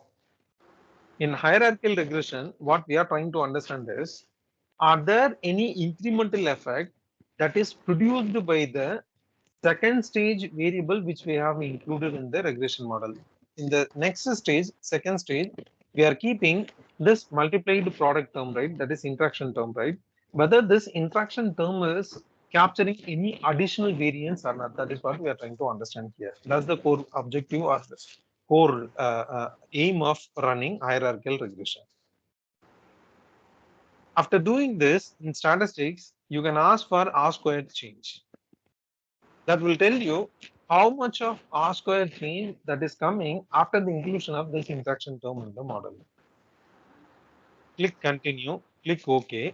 You get different version of the regression output. Model 1 is nothing but just including the mindfulness score and the polychronicity score with the life satisfaction. What is the R-square value? Right? That change is reflected in this significant F. The change is significant. Basically, the additionally included moderation effect, that is interaction term, is adding some more variance to the model. That's why the R square, two different R squares are something different. Now look at the coefficients here. If you look at this interaction effect term here, this is significant. Just look at the p-value. 0.008, the interaction effect is 0.202. So, but here only the interaction effect is significant. The other two. Yes. Yes. It doesn't matter. That's what I'm saying now. If you look at the first model, none of the X or M is positively or negatively related to Y. But after the inclusion of the interaction term, the interaction effect is significant.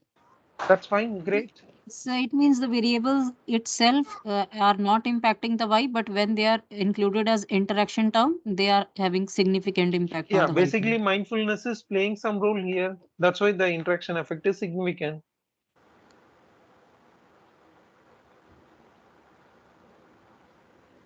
Yes, sir. Yes, sir.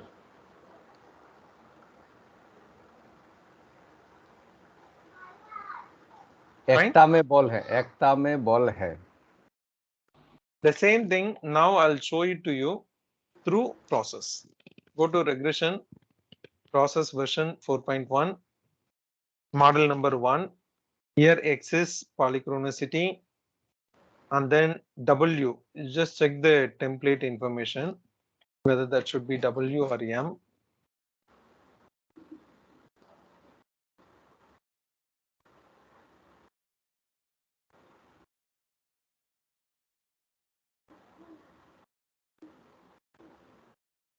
Here, I think in the old template M, but actually I know that is W only.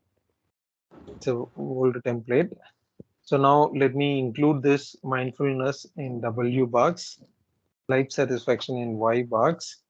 Here in options, here I'll fix 95% confidence limit. This -1 standard deviation mean +1 standard deviation is nothing but plus or minus 1 standard deviation level the simple slope effect. This approach is referred as pick a point approach. So at a low level of the moderator, at a mean level of the moderator, at a high level of the moderator, what is the effect? That we can check it here. And here you can also check this option called generate code for visualizing interactions.